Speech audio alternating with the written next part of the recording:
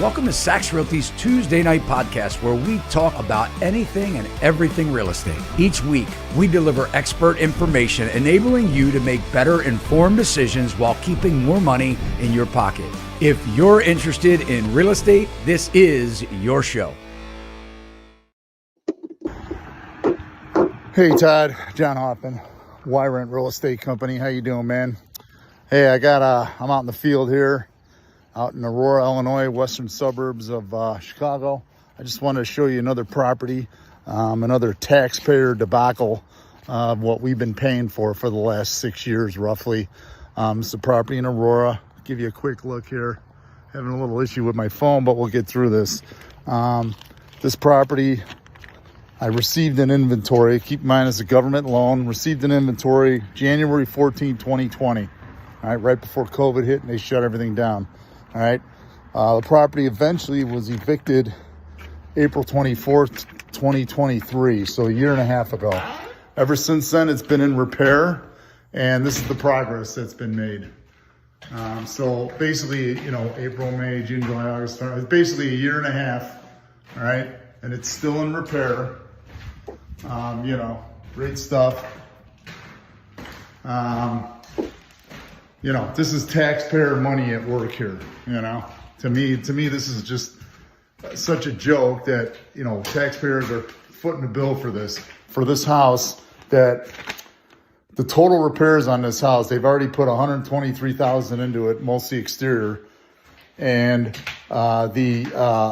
go is $138,000. So all told, it's going to be $261,000 into this. And keep in mind, this guy probably quit paying in about 2018.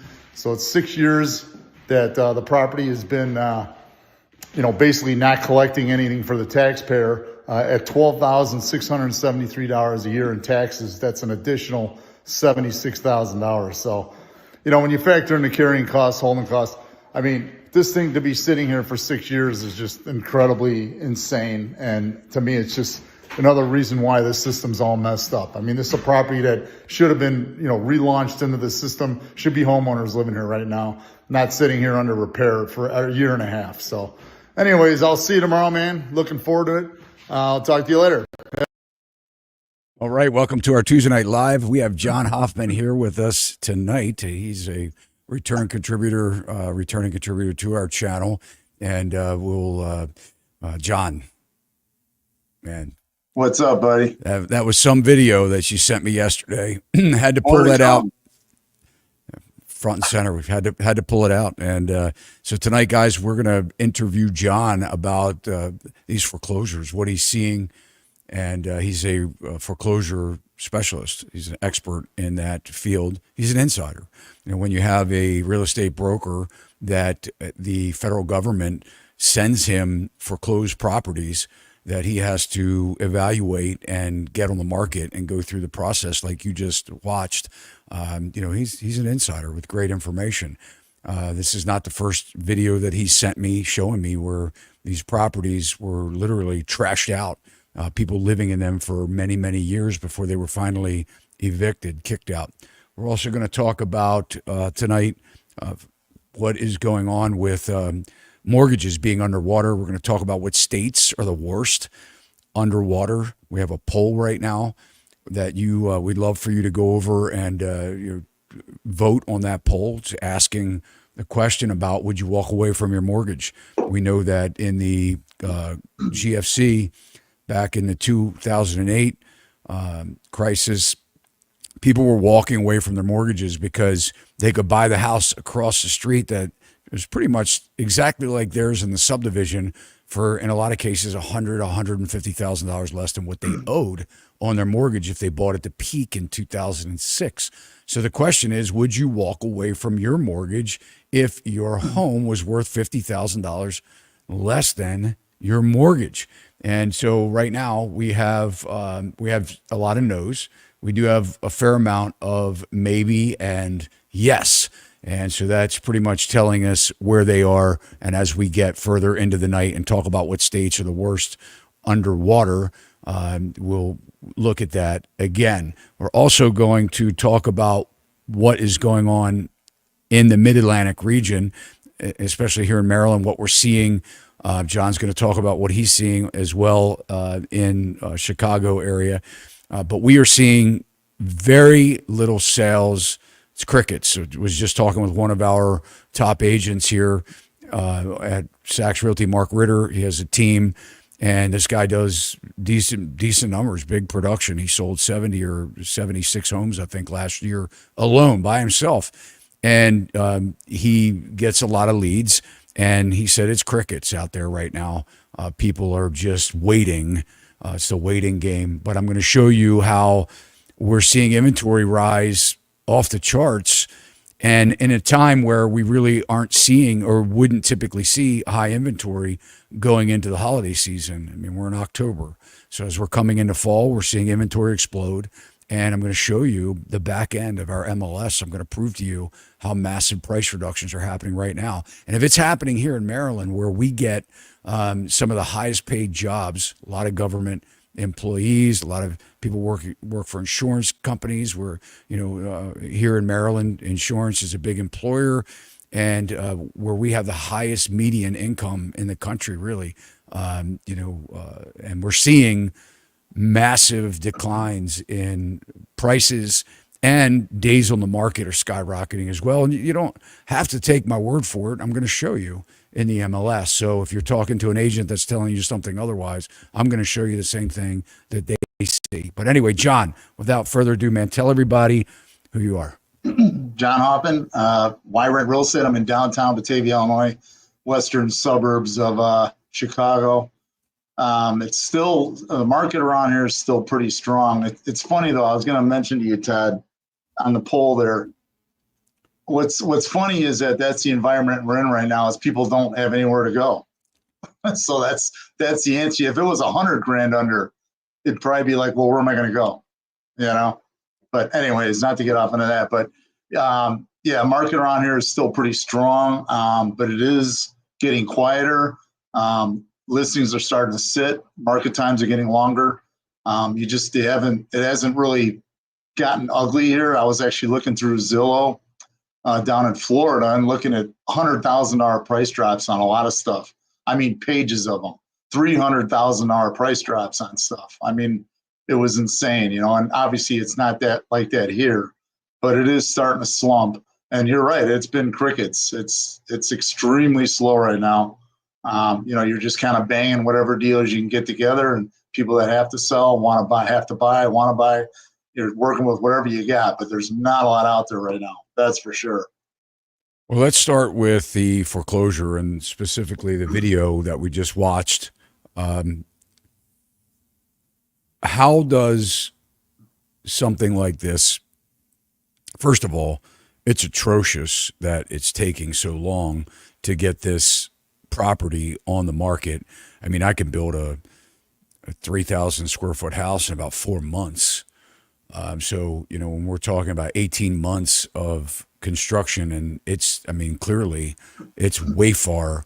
This wasn't a gut job. I mean, I'm looking at patchwork. I'm looking at, Right. I mean, this is not like they went in and replaced every piece of drywall. I mean, this is, what's taken so long. And well, first, let me ask you, you said that taxpayers' money at work. How is this affecting you and me, the taxpayer? Well, we've had all these problems with inventory. Okay.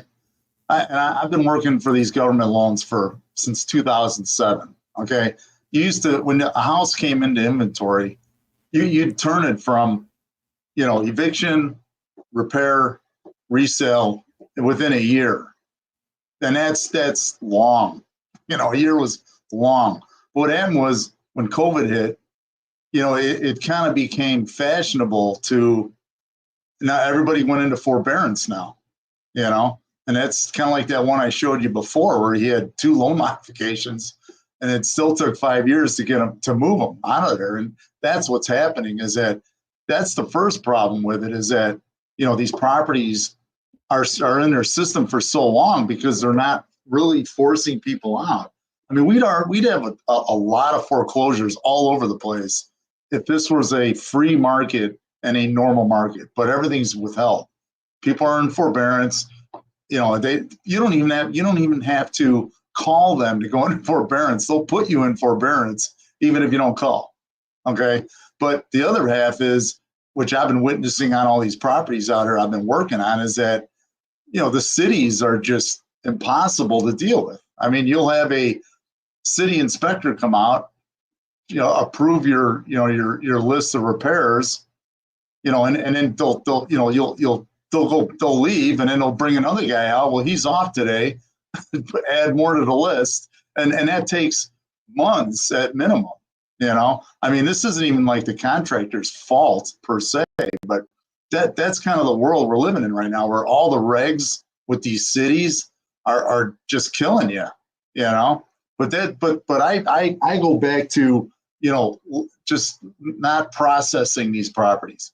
Get them in, get them out. It's like we've become this. Let's see what we can work out with this person, and that's fine. I mean, I'm not the bad guy that wants to throw these people out, but you have to go through a process, and when it's not working anymore, you move on. And he needs to move on, and the bank needs to move on. But we're not doing that right now. It's just you're in forbearance. You're either paying your mortgage on time or you're in forbearance. There's no middle of the road with that. And I've said that before, and I'll keep saying it till someone proves me otherwise. But that's what's happening right now. You said that in that particular property, they probably haven't paid their mortgage payments since 2018. 18.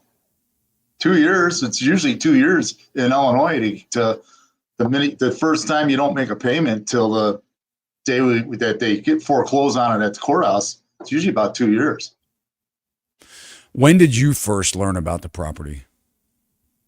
When I received it in my inventory in 2000, January 2000, or not 2000, 2020. Sorry. In 2020. That's so you knew about this property was coming on the market, was going through foreclosure 4 years ago. 4 years ago. And you were at that property yesterday. Yeah. That's when it was foreclosed, was early January 2020. All right. And that was the foreclosure date. At that point, were you involved with getting the estimates? I mean, take us sort of down that process of, the bank. Give us an idea of what an REO specialist, and that for those that don't know, that means real estate owned.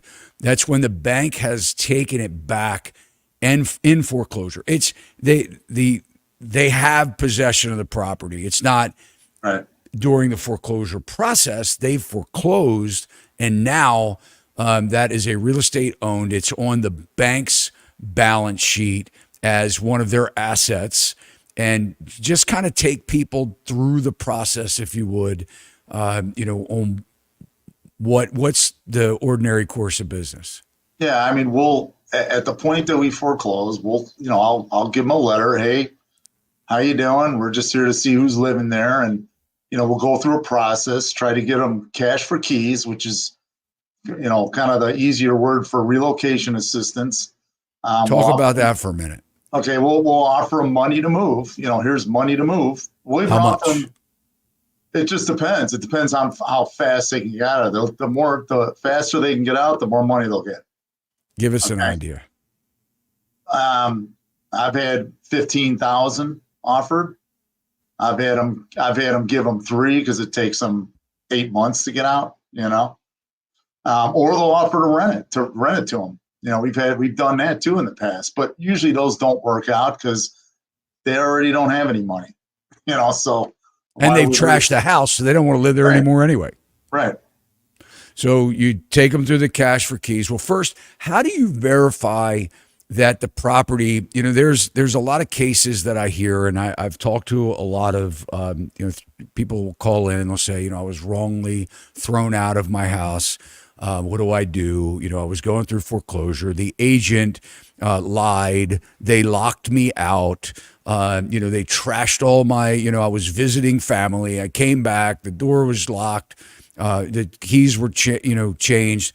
All of my stuff was gone. That the agent wrongfully evicted these people from the house.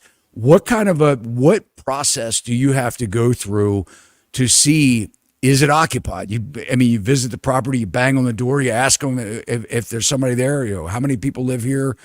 Right. What's your plans? What kind of take us through that process? Well, we'll even, what I do is I'll check if I have any question about it, is it, some of these you get and you're kind of like, I'm not sure if somebody's actually there, but what I'll do is I'll call the city, see if the water is still on, and check the gas meter. If the gas meter is locked out, probably gone. But, we don't, basically throwing somebody out on accident, that doesn't happen because, we post the door, we wait. Post the door, you wait. And then, eventually someone calls you. But if you keep going back and your posting's constantly ripped off the door, they're there and they're just not calling you. So then it becomes, if they're not going to respond to you, then it goes to eviction at that point, and, at the point that we're going to evict them, they'll be well aware of it. The sheriff will come, we go with the sheriff. The sheriff will go to the property week to 2 weeks before we're going to evict it, warning the people. There's so much notice these days. There's, accidents like that don't happen. Definitely not on my watch anyways. I wouldn't want to be part of that, but it's not supposed to happen, right? I've heard of it though. I have heard of that happening out there. So, so the agent really has a lot of power. Well, yeah, but we follow a protocol that is, we go to houses to evict them sometimes and they go, well, no one ever contacted us.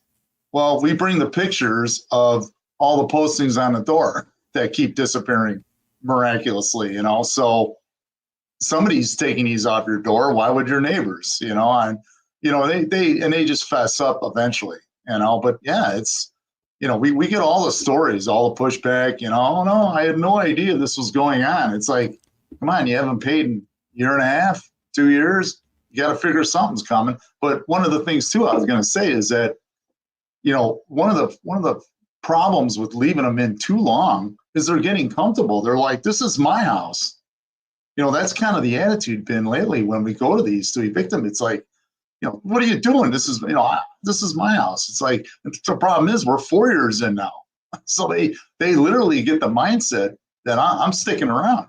They must not be coming for me.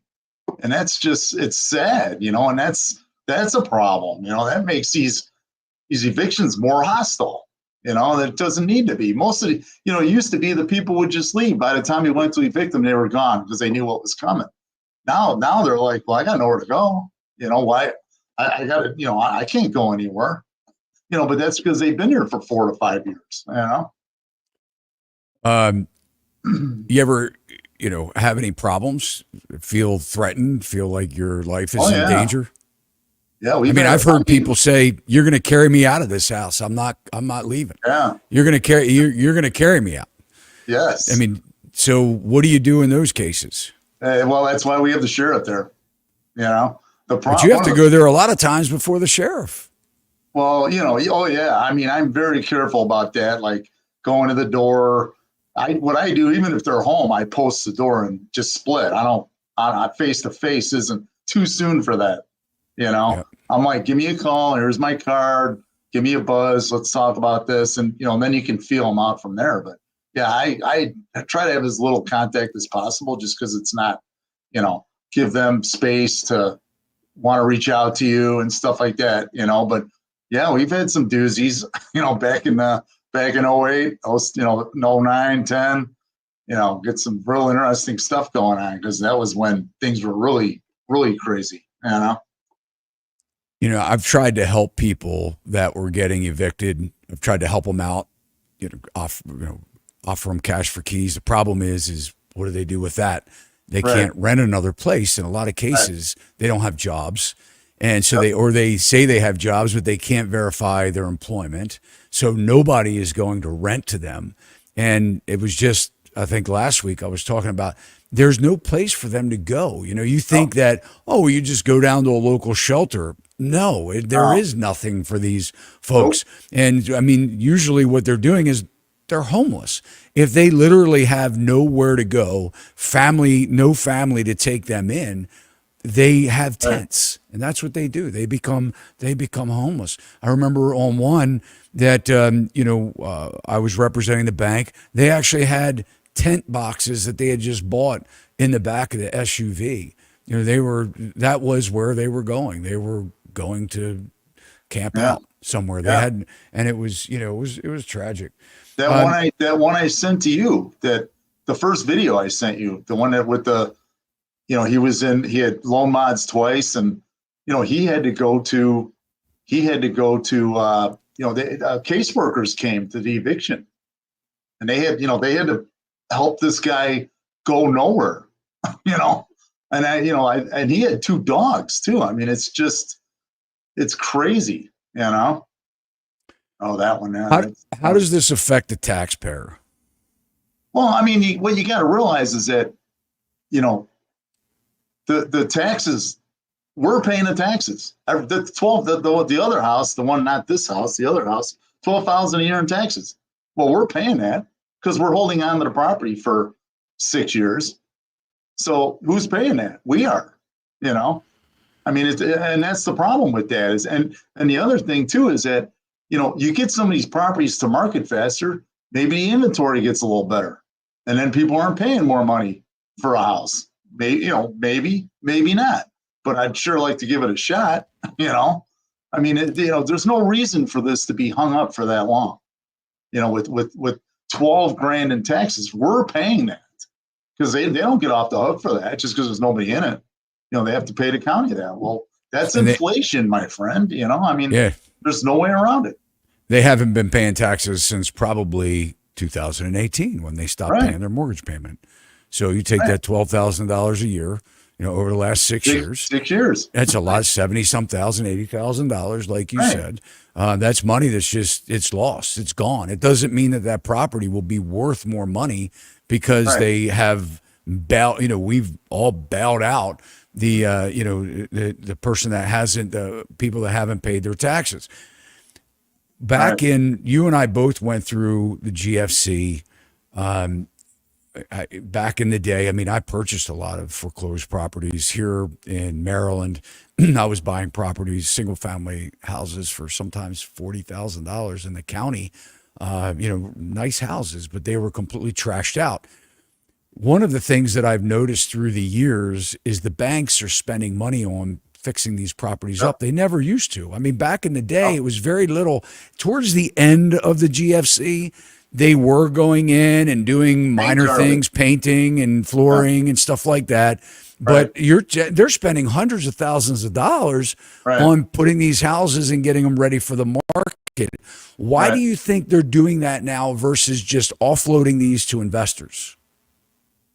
Well, I mean, that's a whole nother trick bag question because me and you both know about them pooling these properties and selling them to investors and trying to hold the investors. Wall Street. It's Wall Street. But they're saying, oh, well, they have to work with the people that are in there. Well, that'll last about 10 minutes and then it'll be a rental. But, they're repairing everything because they think they're doing the people out there a favor, that they're going to get a house that's move-in ready. But it's overkill. It's keeping the property off the market for 2 years when it could be paint and carpet like that house, painted, carpeted. And there's people out there with 203K loans they could do on that. Hey, you don't want to sell to an investor, I get that. Then 203K loan buyer, we'll explain what that is for people. Well, that's a rehab loan through FHA. Basically they'll finance you. If you buy a house for $250,000 and it's really worth $350 and it needs $50,000, they'll finance you up to $300 for it, and then they'll do an appraisal on it, and then boom, you got a house that is and you basically hire a contractor to manage the whole process, and then you move in and you end up with an end mortgage that covers the whole thing, and your house is moving ready. But yeah, they've gone over the top with doing all these repairs to these properties. And the problem is that they're not set up for that.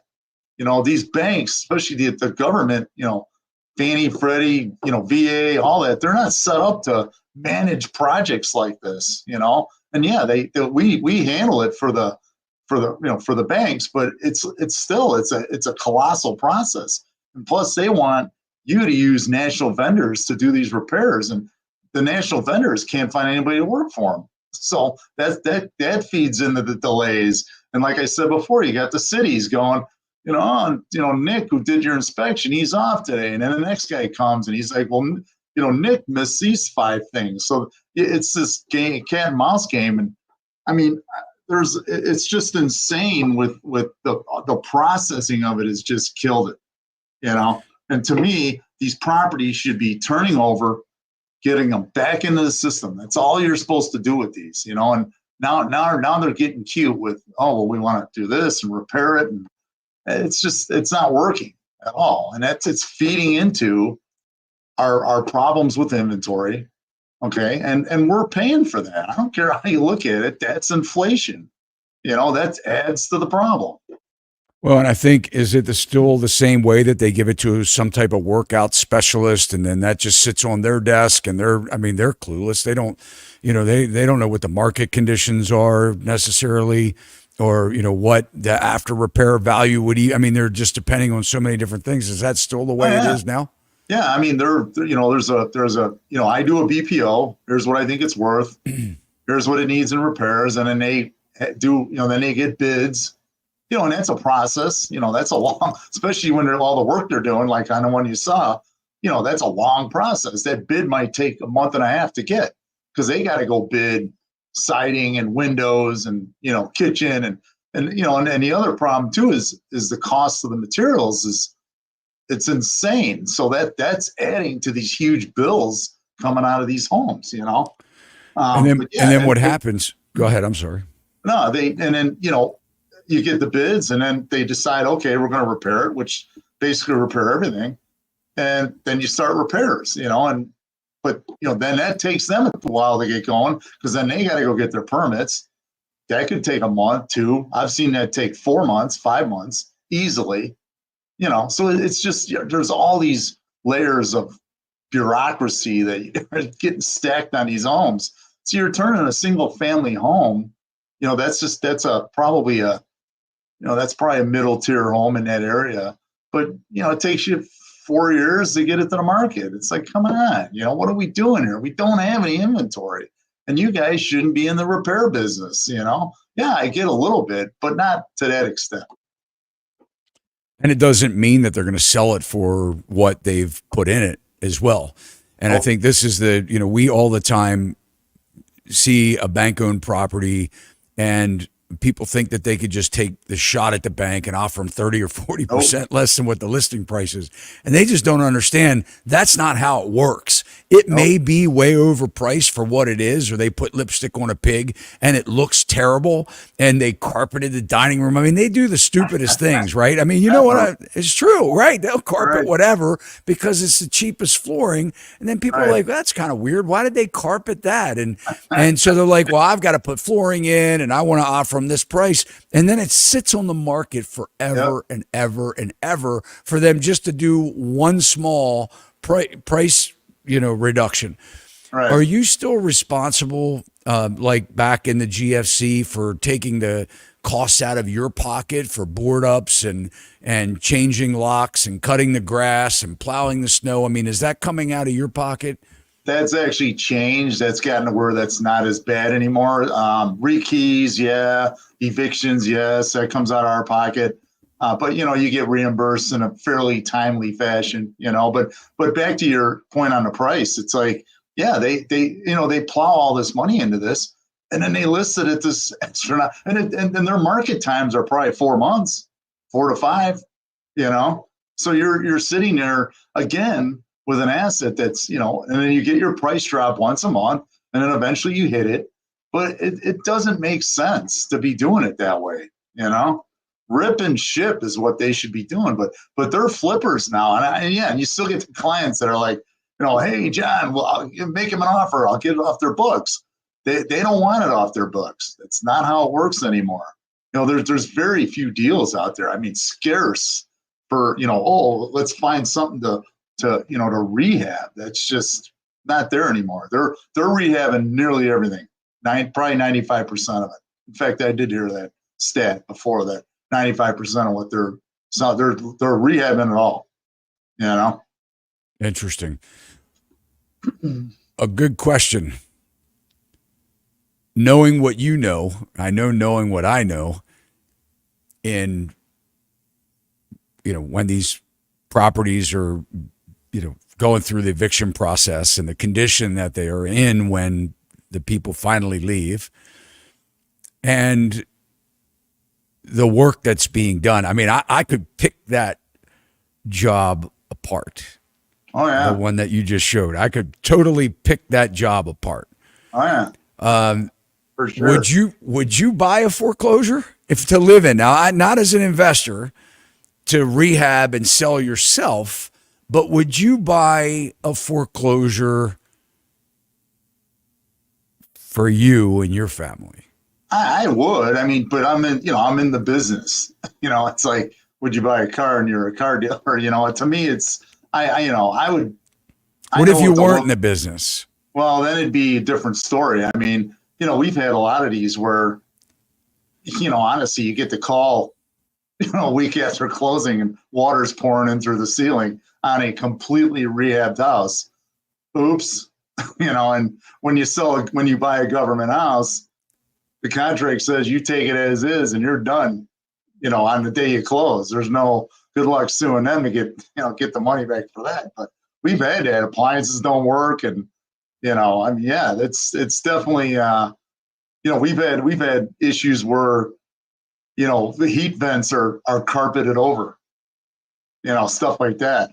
It's like, I'd like to ask the audience, comment in if you would, would you buy a foreclosed property that was renovated by the bank and put back on the market? Joe, maybe you could just pull them up as people comment. I'd like to know what your thoughts are if you would buy a foreclosed property. Now, keep in mind, what John and I know is that when they don't leave. People don't leave. I have spoken about people that I personally know that were at a home for 10 years, didn't pay a payment, had $25,000 check given to them when they finally did leave. So no, I would not. Here we go. So, I would just, yes, if it was my primary. And, a lot of this would boil down to, not unless it was damn cheap. Here we go. Cheryl says nope. So I think, what we have seen in the industry, this sort of post crash from GFC, so many foreclosures, so much lipstick on a pig, so much of and Joe, you could, if they come on, just pop them up. The HGTV. Yeah, the flips. Like this stuff is easy. No, it's not. Yeah. And the junk that's cool out there. And, so it's very interesting to see that so many people are saying no. All right.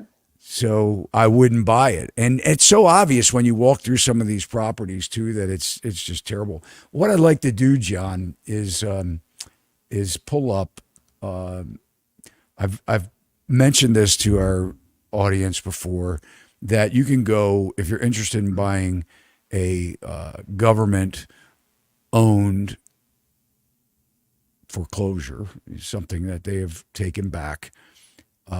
HUD Home Store is a resource that you could check out, hudhomestore.gov. And I just want to pull up some of these states to just kind of look at what they have in foreclosures. Texas, there's 51 properties listed. And you can go through, you could see the condition of them. I have clicked on many of these before the show, and just to show that what John is saying, they do clean these up pretty well. You can see new carpeting installed here. That seems to be one of their favorite things to do. See, you wish they would just do that. Just clean them up, paint them, carpet them, quit getting crazy with cabinets and lights and just lower the price. Give a guy a shot at getting them, because that's the problem, is we price these out and they can't afford them anyways. Yeah, so you go and you look at some of these. Now, this doesn't look like they've done a whole lot to this property. It's cleaned out. Again, it looks like, oh, look at that. Yeah, I know. I know HUD though. HUD does not do a lot of. They really don't repair. They don't do a whole lot on the repair side. HUD does not. HUD just, they'll do the to get it to finance. They'll do that kind of stuff. Yeah. So, and one of the things that HUD does is they will allow you to 30 days for owner occupants to bid on the property before it goes to investors. So if you're a nonprofit, you're a homeowner, owner occupant, and there's probably some good financing options for you too. But one of the things I wanted to show you that in Maryland, there's only 5 properties listed. So they're not foreclosing. I mean, this is some of the lowest inventory on foreclosures. And, you can look in Illinois, there's 19. I mean, we can go through California, the whole state of California. And I don't know if it has anything to do with politics. But I mean, you look at the whole state of California, you're telling me there's only 19 properties that HUD has. Arizona, 8. New Mexico, 8. Colorado, 12. I mean, this is entire state. Pennsylvania, 32. We can go to, I think, Illinois. There you go, 19. But you can just cruise along. Now look at this. Alabama, 57 properties. Georgia, 25. Florida, 66 properties. So, guys, this is a resource for you. You can go to hudhomestore.gov, and you can see what there are in foreclosures there. Any comments, John, on this? Yeah, well, at the HUD Home Store, there's basically they insure it to a certain amount, and they basically get them to where they're financeable, and then you take it from there. You tend to see a little bit better pricing with those as opposed to Fannie and Freddie, but still not great. Yeah, let's take some questions. I'm sure we've got some here before we move on. All right. Are these type of properties increasing? And that was one of my questions for you, John. Are you seeing an uptick in either the request for a broker price opinion that may be years out? Are you seeing an uptick in that? Yeah, we're besieged with BPO requests. I mean, and just to reiterate, a BPO broker price opinion, when you're 3 months behind, the bank orders a BPO, a drive-by. So you drive by, you take 7 pictures, front, both sides, house number, street views, and then the house across the street. You send them a little report, and we're getting I've seen days lately where we're getting 40 or 50 a day.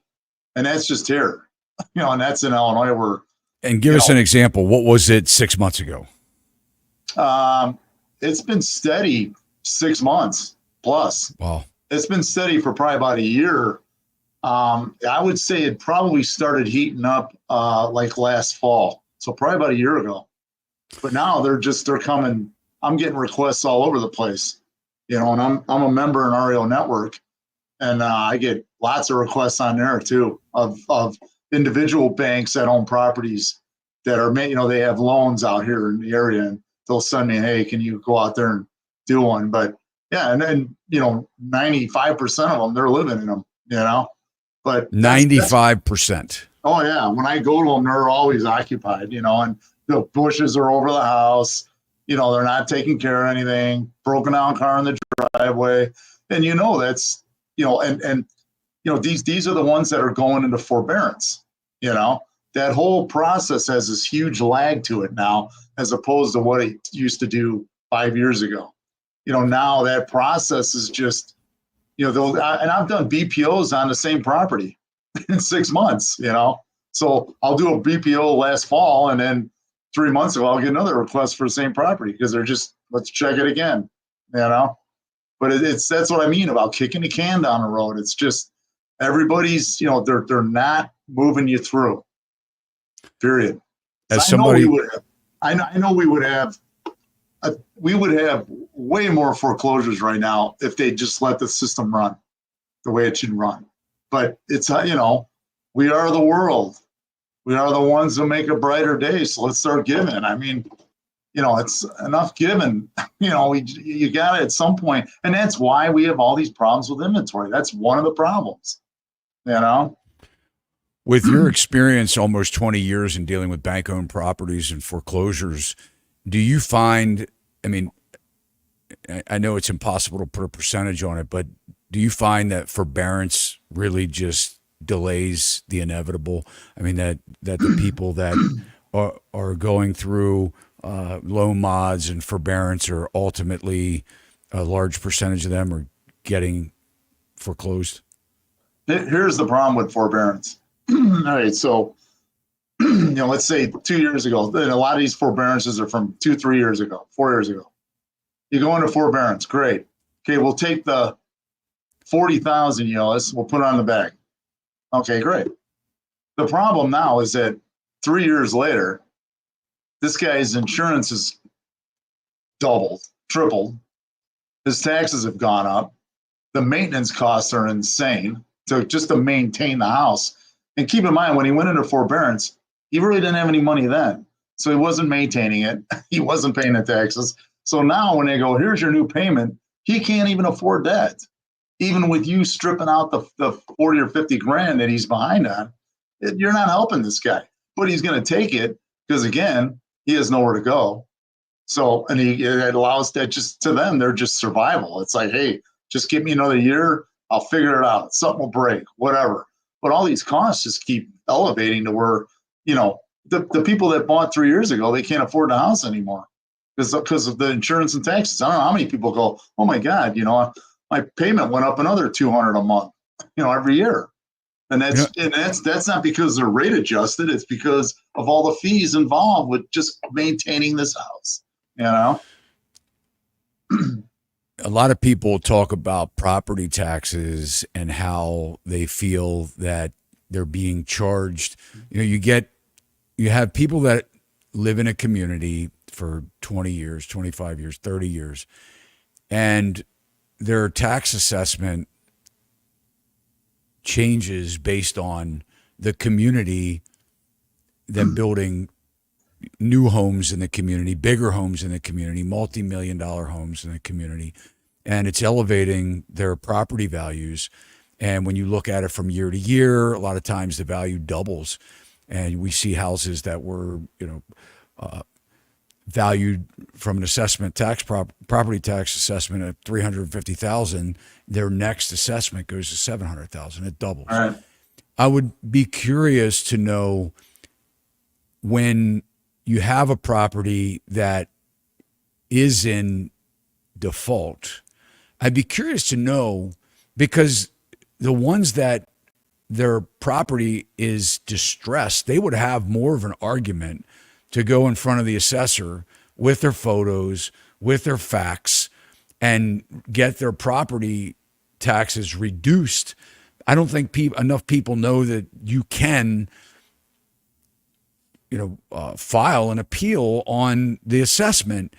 But I wonder what happens if we were to look at these properties, that this particular one that goes back to 2018 where they haven't paid, and it's obvious that years and years and years of neglect, or hundreds of thousands of dollars in repair needed to bring this property to market. It would be interesting to see if the bank went back to the tax assessor and said, you know what, this property is in total disrepair and it's not worth it, or whether they just let the assessment stand and continue to allow that money to be collected, costing more money.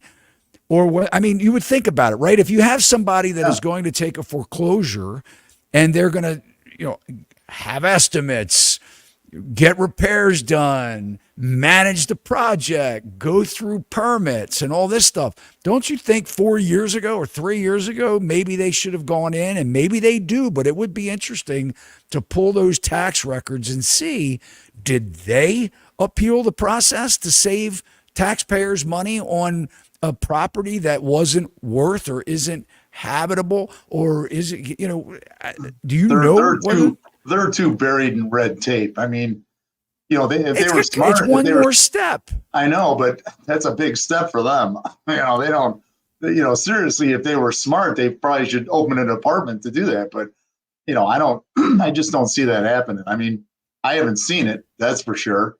But I do know that when the properties are trashed pretty bad, I have had the banks file insurance claims on them when they get them back in foreclosure. Really? I'll get a call from an insurance guy saying, hey, the bank wants me to do an assessment on it. And, I don't hear about it from there, but, well, the bank's been paying the insurance. I mean, the insurance bill too, because they're not going to let, and a lot of people may not realize that when you stop paying your mortgage, the lender or the servicer is paying your insurance and your taxes to make sure that the government doesn't come in, and because if you don't pay your property taxes in a lot of states, they'll foreclose. Oh yeah, for sure. They'll take first position, and then it goes one step further. If it's an HOA or a condominium association, they have to pay those condo dues, the HOA dues. They have to make sure that the grass is cut, that they're not getting fined, and there's a lot of costs that go in. The HOAs, they can foreclose too. I just had one, and I had one in St. Charles, Illinois. Excuse me, that they foreclose and they'll rent it out for the dues. So when I got the foreclosure, I had to get rid of the renter that the HOA stuck in there. Let's take some more questions. We have them here. Why is it taking so long? Have a burned out unit in my community. It's taking 2 years as well. Well, I think, John is, go ahead, John. Part of the course. 2 years, that's too soon. Too soon. Wait longer. Yeah. Doesn't the real estate market slow down during an election year? It does. It gets weird. I think it has a lot to do with it. I mean, the uncertainty is there. It's the uncertainty, yeah. We've had people tell us, well, we're waiting until after the election. We're hearing it too. We don't want to list our house yet until after the election. I had a very interesting conversation with Mike Maloney earlier today. And if people don't know who he is, he's a precious metals guy. He's in Puerto Rico. In fact, last November, we went to Puerto Rico and podcasted with him on our live show. But we've done several videos with him, and a very interesting conversation about the position of the Federal Reserve, and where he says that the Federal Reserve, and he has charts, this is going to come out in a couple weeks, showing where that the Federal Reserve is bankrupt. And, we're looking at a lot of the calls that we're getting right now are people that are saying, do you think mortgage rates are going to drop really low? And they want to wait for that. There's our channel with some Mike Maloney videos. But anyway, today was very interesting. One of the things that he says is that we were 30 minutes to midnight on the greatest threat of a economic bust here in the U.S. than we've ever been. And, a lot of people have said it's coming. But when you look at the market bubbles, it's really weird, right? And he laid it out pretty interesting narrative that doesn't seem like it can be avoided. Because one of the things that I asked him is, can they just kick the can down the road another 10 years, for instance? And what he turned it around on me is he said, can people afford housing right now? When you're looking at, in a lot of states, it's 7, 8, 9 times median income to buy a home. Is that sustainable? The answer is no. So with what their tools are in their toolbox, they have two tools right now. One is to manipulate the interest rate, drop interest rates to stimulate the economy. The other one now, and it hasn't always been this way, but since the GFC, the Federal Reserve, really has the power to inject liquidity or currency into the marketplace, which basically just devalues the dollar. Right. And the result of that is that prices get even more expensive. and less affordable, because just they're in sort of like this trap that they can't do that without inflation, because soon as they lower interest rates, let's say they lower them to zero again and give the banks a whole bunch of money, it's going to spike. And what's going to happen is you're still not affording with your job a house now. Right. So if they do that and houses become even less affordable, we're going to have a bigger wealth divide. And it was interesting that he was saying that, this is a little off topic, but it's just fresh on my mind, is he was saying that basically the people that invest in the stock market are a very small percentage of the overall population. And what the Federal Reserve has been doing is really inflating the stock market so that the wealthy get wealthier and that the middle class get more poor. And we're just in this kind of like trap right now that he says that there really isn't anything they can do. Yeah, it's like the rate. I mean, what's Powell going to do now with this big jobs report? You gonna cut rates? You should. I don't think they should have cut them to begin with. To be honest, higher for longer, because they're not out of the woods. But the problem is he's cutting it for Wall Street, not Main Street. Well, yeah. I mean, look, who's the Federal Reserve? They're central bankers. Right. They're not cutting it for us. They're cutting it for them because they know they can't afford all the debt they have. If they keep, what are they going to do? Raise the rates? Then it's going to blow the thing out, They need more currency in the market so that the banks can lend money, and they need to drop the rate at what the bank can borrow the money so that they can lend money and make money. Right. And right now with the deficit, I mean, it's a spiral. Let's take some more questions. Yeah, that's just a little, I know we got a little off track there, but just interesting, because what got me there was, people they're holding on right now because they think in the back of their mind that the houses are going to become, more affordable if they wait, the interest rates are going to come down. And I just want to caution everybody, again, we talk about it all the time. The rate is not the important part of the equation. What it is and Bernanke back in the GFC, actually he wrote a book about it. How we can't, we really can't have deflation. It just doesn't work here. You can have deflation, but not here, because what happens when asset prices go down, which they should correct, it causes havoc in their system that they built. So their system doesn't work anymore. I mean, Brent Johnson, the dollar milkshake theory, that's his thesis. We've podcasted with him, and he said that in the U.S. there's no reverse gear. It doesn't work. Where we say, well, we need deflation, we need prices to come down. It destroys and wrecks the system of the Federal Reserve and the monetary policy here in the United States, which includes the Department of Treasury, by the way. That's all works together. So, Hey, Todd, think about it like this too. The rate a year and change ago was 7.875, and now it's down to what, 6.5, 6.25 maybe. The demand is less now than it was a year and a half ago. Didn't do a thing. It didn't do anything. So what's next? And you could take it down to 5, and I don't think that you'll have people jump on board the train, but there's not going to be some gigantic splash. Well, here's what happened. Sellers will come out of the woodwork, and that will increase inventory even more, and it's going to overpower the demand because everybody thinks that there's so many buyers in wait and the buyer demand is so high. Right. It's not. People they don't have any money. You know what happened? Inflation took all their money. Right.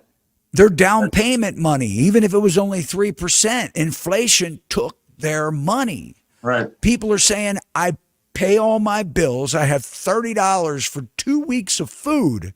My only option is to put my food on a credit card, which isn't going down. And by the way, my credit card is 34.99%. Right. And I'm paying my basic payment, my minimum, to try and protect my credit. I was talking with a guy this past week, and we qualified him for a mortgage. He's waiting to save some money, blah, blah, blah. He didn't know that he needed to start paying his student loans. Yeah. And I said to him, I said, problem. he hasn't paid his student loan in so long that he said, thank goodness that it's not hurting my credit. And I'm like, whoa, time out, man. Yeah, That sunset October 1st, and you had until that was Monday. You had or Monday or Tuesday, I don't know what, I forget now, but I mean, it's gone. Right. Now, if you don't pay your student loan, it was going to ding your credit. So your hopes of buying a house, if you don't start paying your student loan debt, you're going to get bad credit. Your credit score is going to go down, and you're not going to be able to buy a home.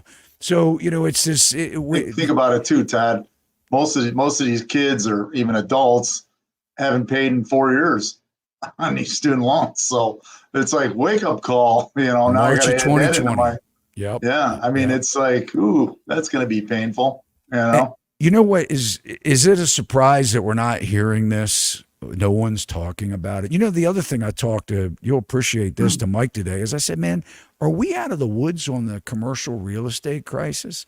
The last article that I have really seen on banks insolvency and the commercial real estate crisis, because most regional banks, 70% of their balance sheet is commercial real estate. We know vacancies are up. We know delinquencies are up. We know these building owners, their properties are up for refinance. Nothing's being done. No foreclosures to speak of. And this real estate crisis, we have not heard anything about it since February. And I said, is this over? Is the banking crisis over? And he just laughed. He said, no, it's not over. It's far from over, but everything is halted. So when the question was, well, we're in an election cycle, now everything, I mean, have you heard anything about this student loan stuff going on? No. You don't hear anything about it. Are we seeing foreclosures? No, we're not seeing foreclosures. Very few of them, right? So we know people are struggling. We know that there's a lot of people that are in delinquency. 13%, I think you said, right? Yeah, FHA. Yep. 13 people out of 100 are delinquent on their mortgage with FHA. Well, and hey, keep in mind too, they're not paying. The people aren't making the car payments, the credit cards. The delinquencies are huge, and that just trickles down. Eventually, it becomes the mortgage payment. And I'm seeing that in the records right now. We do a lot of direct mailers looking for people that might be distressed to mail them, and I'm seeing second mortgages all over the place. In the records. We're mailing them because eventually that's going to catch up to them too. But yeah, it's just, and there's so much debt load out there. It's unbelievable. Tim that comment was just up. I didn't even see that comment when I started talking about commercial real estate. So Tim, we were right on this. We were right thinking along the same lines there. I will say this. I can drive from our office. We're in the Hunt Valley area here in Maryland. We've got a main road. It's called York Road. That is very high commercial district. It's a bus route. I mean, it's a very active 4 and 5 lane road. Very old road. I mean, there's a lot of history here in Maryland. Some of the first settlers in the U.S. came to Maryland. But anyway, they've widened the road through the years, and as a result of that, a lot of the businesses that are along York Road, you have to be careful when you walk out your front door. If it's 100-year-old building or something, and a lot of them are old houses that were converted to commercial, you literally walk out in the middle of the street. Or they actually have accidents where people jump up over the sidewalk and crash right through the building. Wow. That's happened too. Nice. Yeah. So anyway, cozy. I can drive and about, 7 or 8 miles down the road is called Towson. And there's Towson University that's down there. It's a college. I can drive down York Road And I can't tell you the amount of vacancies and for lease signs that I see. Yep. There's a bank that's getting ready, our bank that's getting ready to close that a branch that's 5 minutes from us. They want me to drive 20 minutes to another location, which I won't. And we're in the real estate business. We still get checks, so not everything's wire transfers and things like that. Right. But I mean, you know that. But my point is that commercial real estate, everywhere you go, is pretty bad. Banks are sitting; those properties sit for 10 years when they close. This is, and they're mostly active corners. Control, light there so that, it's a highly desired property. They sit for 10 years. You have to rip these buildings down. So what happens is in a commercial real estate building, the value of that property is based on cash flows being occupied with tenants paying their bill. If there's no cash flow, or if it's underwater, the building is trash. Right. All it is worth the land that the building sits on. You mow it down and it doesn't mean anything to an investor. Like, I don't want that old building. I don't want to convert and spend money. I'll mow it down and build something else. These banks are majorly underwater in these defaulting commercial real estate loans. Right. We're not even hearing about it. Todd, I'm in a building, commercial building, my office, with probably 12 units in it. About 7 or 8 of them are vacant. I mean, in my building here, that's how close I am to the action with that. I mean, yeah, it's all over the place. That's, I don't think that's.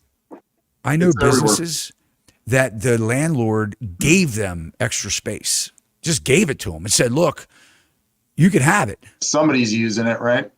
Somebody's using it. That, if you think about it, it's not vacant. Right. If you're trying to refinance your property, you may not have that flush liquidity or the profits every single month. But if the note is being paid and you could say, well, what percentage of your building is vacant? And they can say 10% versus 30 or 40% or 50%. Right. So they literally have gone in and said to the business owner, here's the keys, expand your business. I'll give you a 3-year lease at no more money and just occupy the space. Right. Yeah, it's bad all over. That commercial stuff. Yeah, and you're right. I haven't heard anything about it really, but I'm not exactly following it real close. But there's vacancies all over the place around here. I mean, we've got malls from the 80s. There's probably, I'm trying to think right now. There's at least 3 of them I can think of that are, they have one or 2 stores in them, and they have 50 stores in them. But that's the norm now. We've got one in St. Charles that's just got a movie theater in it, and that's it. The rest of the mall has nothing else in it. And that's not good for the community. You know that. No, it's not. Definitely not. You want to talk about prices dropping. Yeah. I mean, when you start getting loitering and it's all bad, right? It's all, Yeah. Crazy. All right, let's take some more questions. That's for you. Does HUD kick the squatters out and keep it secure? Well, and the problem with Illinois is that it becomes civil. If it's squatters move in, I've had squatters, and you got to evict them like they own it. So it just starts the process all over again. Oh, we got squatters. The police aren't going to remove them. They're just, you got to go back to court, file eviction. And we've had them where some people they'll keep getting into their property. I'll tell you what, I had a property in Oak Lawn, Illinois. We evicted, got it ready for sale, sold the property. Okay. Went to my inspector that I used to go weekly to the property, went to the property. There was like stuff in it, like a microwave, a broom, and he's like, hey, John, there's something going on over here because it's supposed to be vacant under contract. Keep that in mind. So, we and the locks were changed. So we hurry up, we changed the locks, threw all the stuff out at the curb. And I had him stay there. Actually, I not right away, but we took the property back. He went back the next week. They were there. They were in the house, changed the locks, called the police. Luckily, the police came and said it was fresh enough to where we could go, look, we were just there last week. This is obviously their, and she pulled out this bogus contract that somebody wrote up for her. She gave the guy 10 grand, on a contract sale. And, you're reading this thing going, yeah, okay. I'm like, what? Who tells you to break? I'm like, how'd you get in? Oh, we changed the locks. Well, why? Who does that? Why didn't he give you a key? So it turned out we got them out. I paid my guy to sleep there for a week until it closed because we didn't want it. We couldn't close on it if they're living there. We closed on it. A week later, I get a call from the buyer agent for the people that bought it. They went on vacation where they were moving in, and the people moved back in. I'm like, I told the guy, we had warned him about it. I had told him, hey, we'd had issues with it, but it was like insane. And I think we got another round of that coming up here soon if things start to get really wobbly, It reminds me, there was a case in Maryland where the people went on vacation and squatters went in and sold all their furniture. Even better. I mean, we didn't have any furniture. I know, it's crazy. It says you can't make it up, man. It's like, you got to be kidding me. They break in, they sell your furniture, and yeah. Yeah, it's crazy. It really is. All right, let's take some more questions. Todd, do you think this is going to be worse than 2008? I think that, I've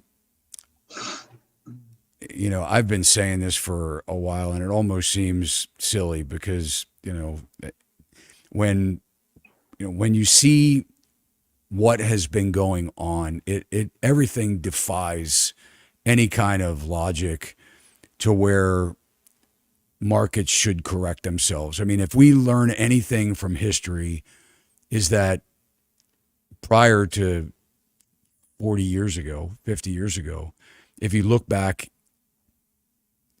at 100 years before that, every couple of years you had some type of correction where prices would get out of line.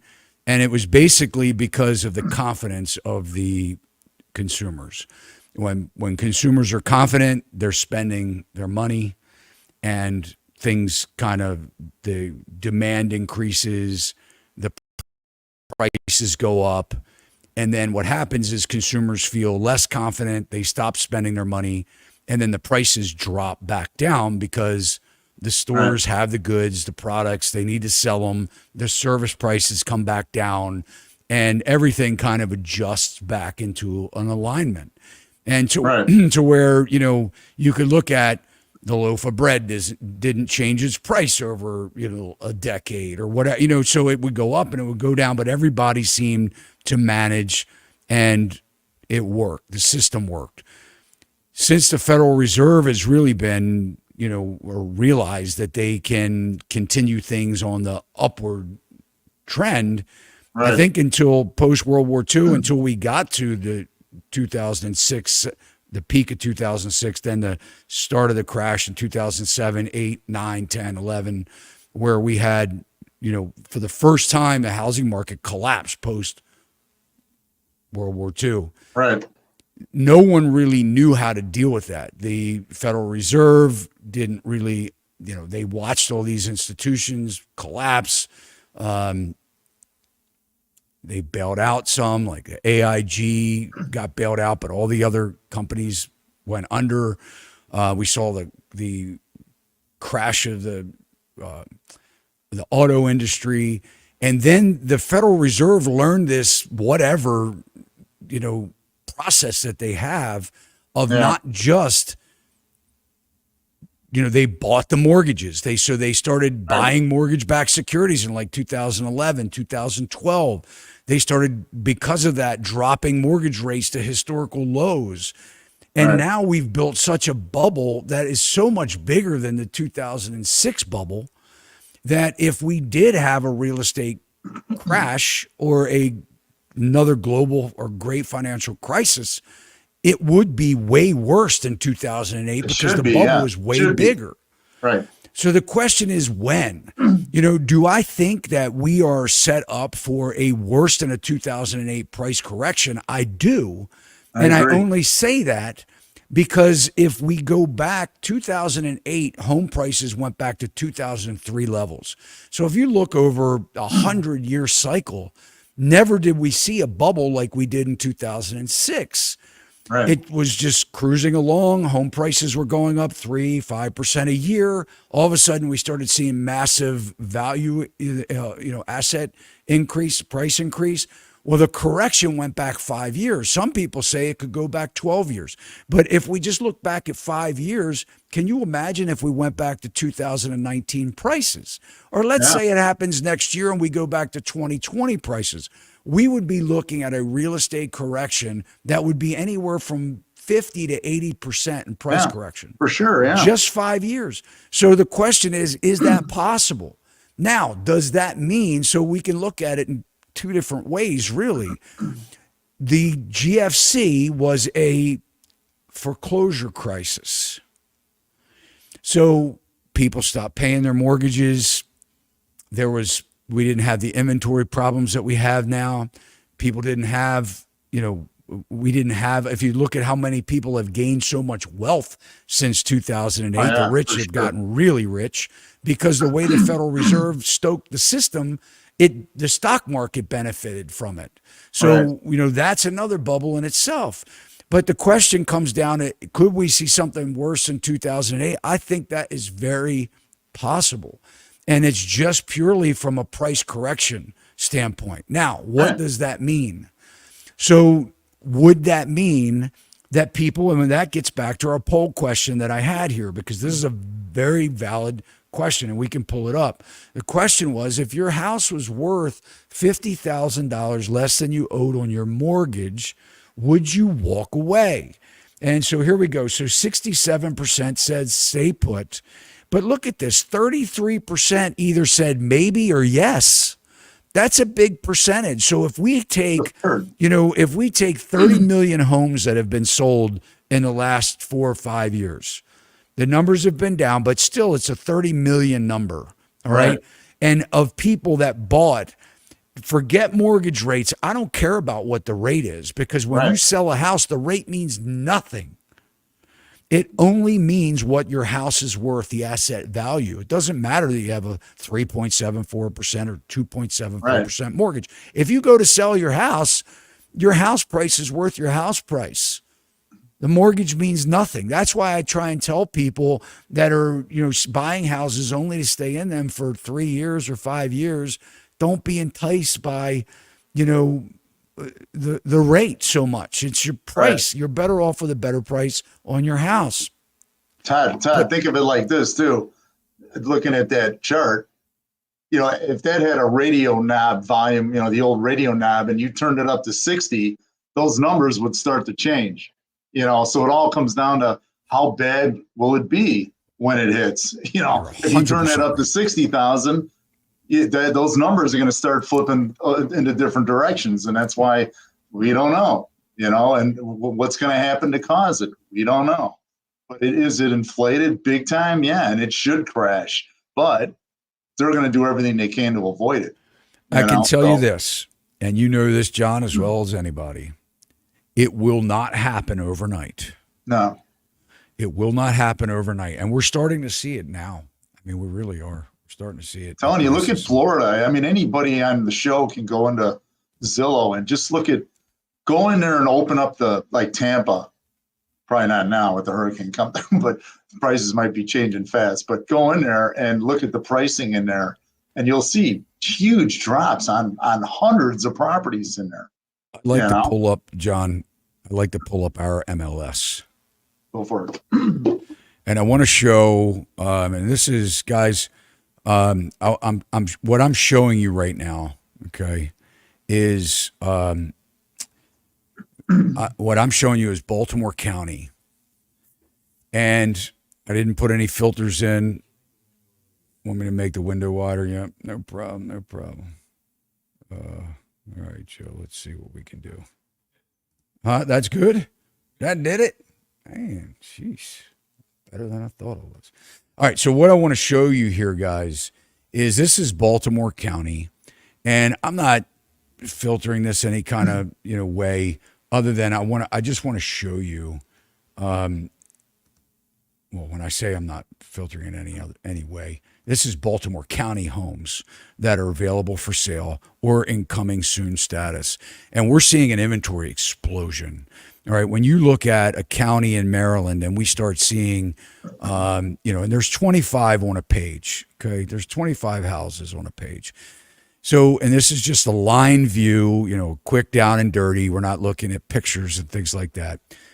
When you see up arrows in a lot of cases, they are new home construction. These builders are raising their prices in the MLS. A lot of this is skewing the numbers, the median priced home and stuff like that in an area. But Baltimore County is what we would consider in Maryland a pretty affordable county in Maryland. We cover like 9 counties in Baltimore City.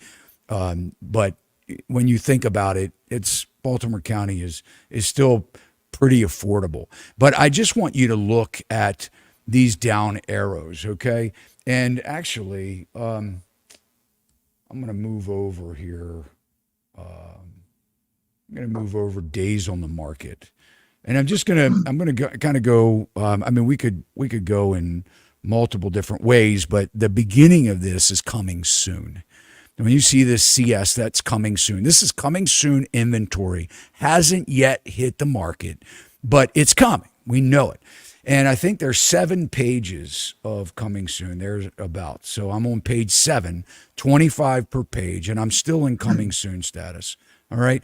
So this is something this is like nuts to see this kind of inventory coming on in October in Baltimore County. So inventory is coming up. We're driving through the neighborhoods. And by the way, what you should be doing is you should be looking in your community, in your neighborhood, just driving through the neighborhoods, take the scenic route when you have to go somewhere, look at the amount of for sale signs across the country that are coming up, and also look at the conditions of the house, because what John is telling you, when he goes by these houses, you can see the distress.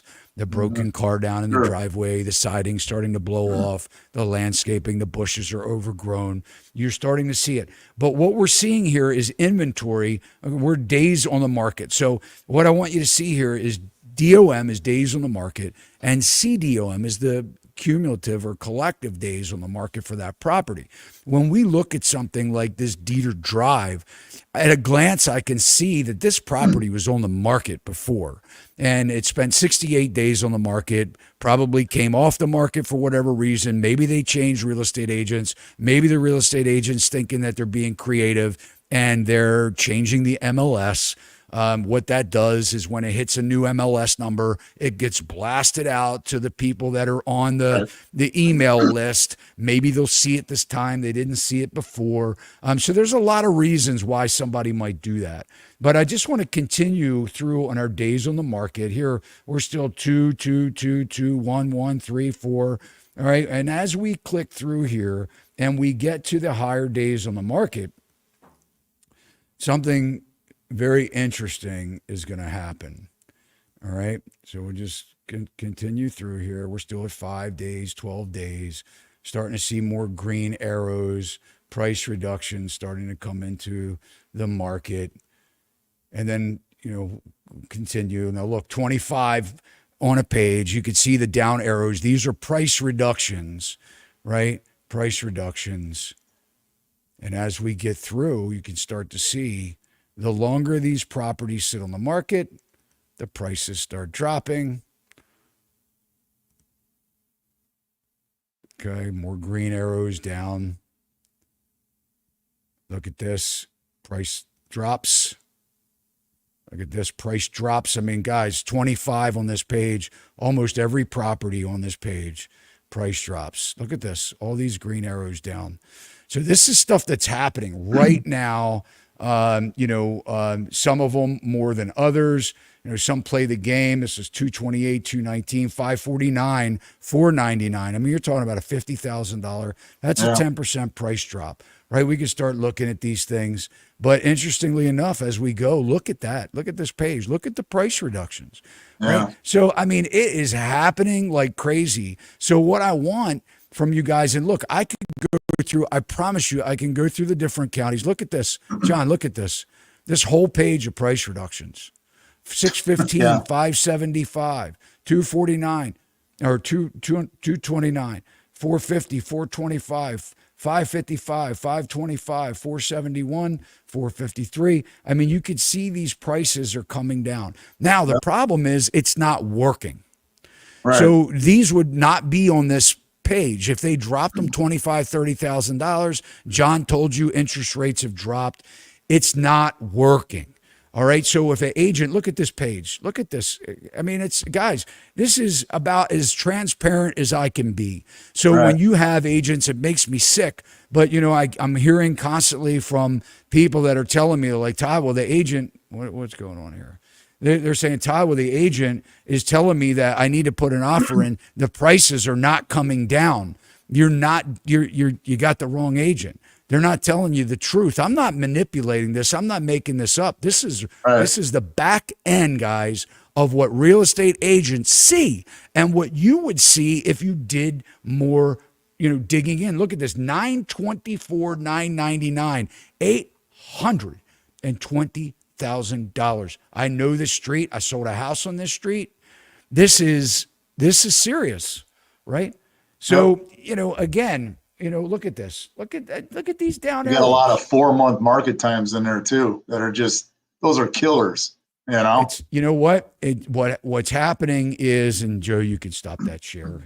I think everybody gets the idea. Look, I can go through. I could run a live show. I could open it up, go spend the time, go through down through everything. I can tell you guys, if you're in Maryland and you want the truth about what's going on in Maryland, you reach out to me, you send me an email, and I'll send you a report. I'm not going to hound you. I'm telling you, I'm not going to spam you. You won't hear anymore, right? Unless you want to talk more about it. But if you want it straight, and if you want it straight from anybody else, if you're in a different state, send me an email and I'll get you the straight. I will find out for you. I know agents all over the country. I will get you the information and show you what's really happening if you need help buying a home or if you're selling a home. You know, so I hear a lot of people all the time. They say to me, Todd, should I sell? I think that prices are coming down. I listen to you. I listen to other people. You know, our price is coming down. Should I sell? Look, you can do the math and the research yourself. When you see 2 properties for sale in your subdivision, one sitting on the market and one under contract, you can probably dig in and say there's only 2 things, price and condition. You can easily go through, look at the photos on Zillow and determine for yourself if that's the price range you want to be in, how your house will fare against the current market conditions. But I'm promising you, it's slow. definitely. How can you share some stats in your area, John? Yeah, some quick stats. Kane County, DuPage County, and Cook County, which encompasses Chicago and 2 counties west of it, which is pretty much what I work. Interesting stuff. The sold property summary, average sold price for the last 2 months, $453. Average market time, 41 days. All right. The under contracts right now are basically the same price. Market time, 77 days. So that's up 30 days there. Okay. Now, the worst part is the current actives in this area. The average list price is $574, which means they haven't gotten the memo yet that it's coming down. And the average market time for all the actives out there are 107 days. Okay, we haven't seen that in a long time. But that's a true indication that they just haven't gotten the memo yet. And they're just sitting there going, kind of like your chart, where it's like price drop, price drop, price drop. You know, and eventually it's, that's a true indication of what's going on with that those market times are going up. The ones that are sitting there longer and longer, and it's only going to get worse. And we're not even in December. November, December, January, when it can be a complete icebox, literally and figuratively, with real estate. This is October. Usually it's kind of busy in October. Yeah, you don't see inventory increasing like this and sitting on the market. The last couple of years, it's been flying off the shelf. But which brings me to a really important point. Having the right real estate agent is so important, because what happens is a lot of people just want to get the listing. And then, so if you're a seller and an agent comes to your house and tells you what you want to hear, and then doesn't perform, the house sits on the market. What happens is that agent wants to be the first one to tell you, well, it's the price. Well, it's the price. We'll drop the price, drop the price, drop the price. What you don't realize is you fall into the category of, now something seems wrong with your house to the buyer.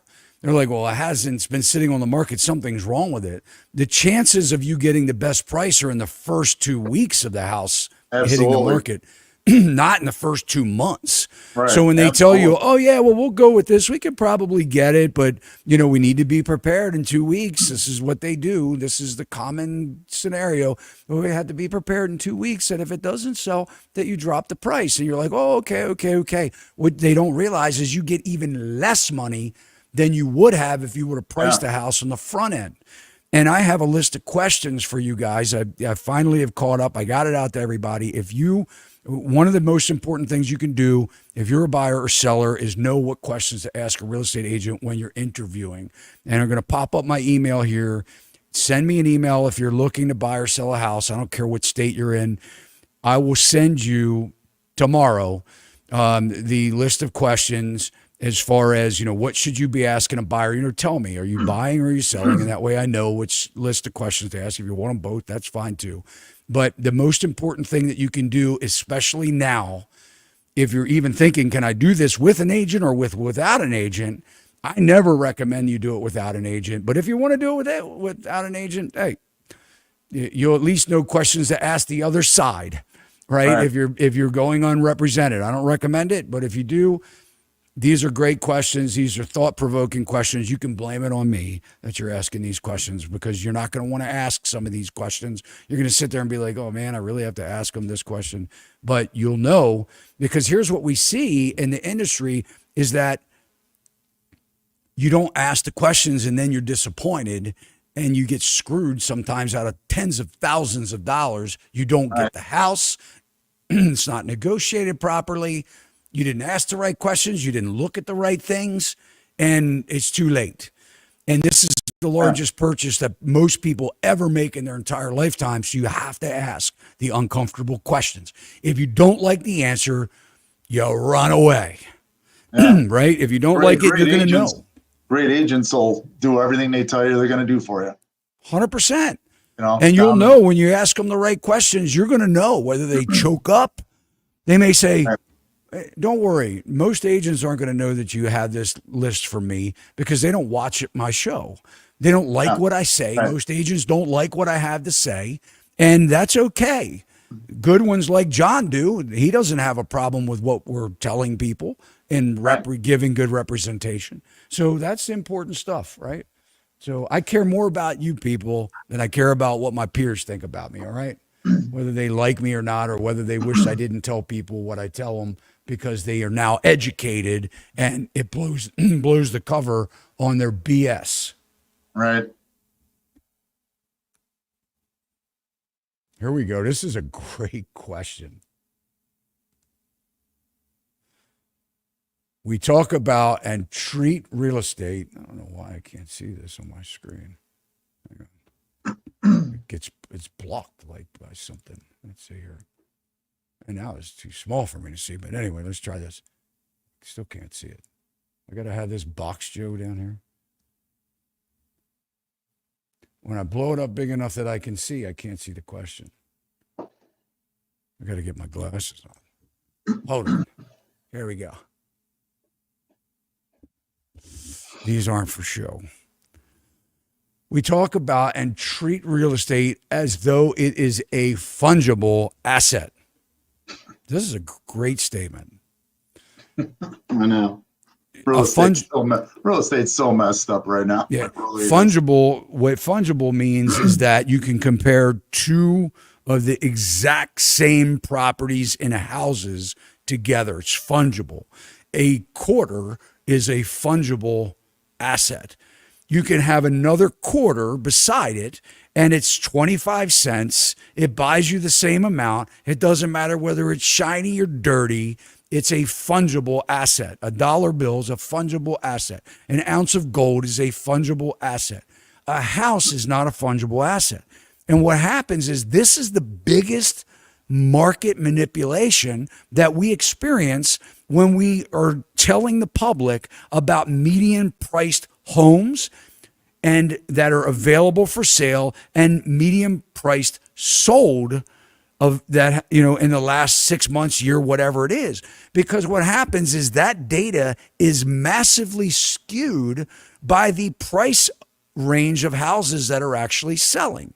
So for instance, if we see prices going up in median price, what that means is for that period of time, whoever was buying in that period of time, they manipulated that value, right? So if you see people that have cash, you see people that sell their house in California and buy another house in Florida where they can pay cash for it and it's way less in price than what they paid. But even though it's an elevated price because they have money and most of America doesn't, that manipulates the value. So that's what irks me so much. You can't compare two properties together and come up with a accurate based on what's going on in the economy and the amount of sales and give a true picture of what is going on. That's why I go to the active listings and tell you what's on the market and how much those prices have dropped based on what people are saying these days. It's less about solds. Exactly. It's all about what's active now. Active, yes. All right, let's take some more questions.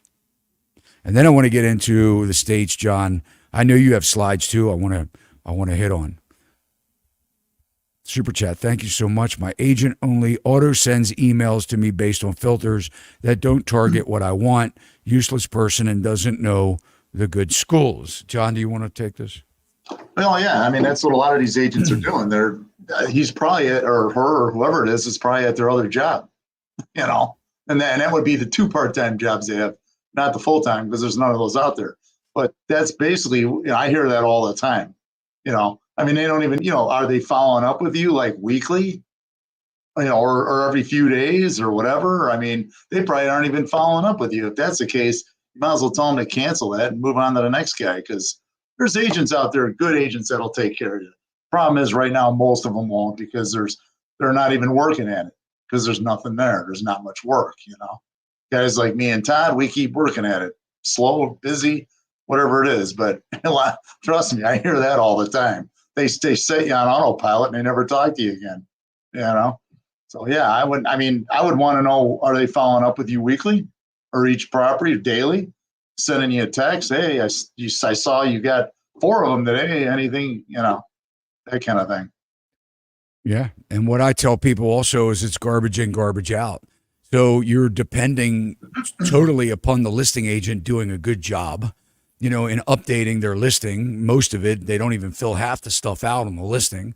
If it's not a required field, they're not giving you more information, which is completely stupid because most buyers don't even have agents. They're looking on the MLS themselves because they're like, why do I want to get this auto email from this agent when I'm looking myself for what I want?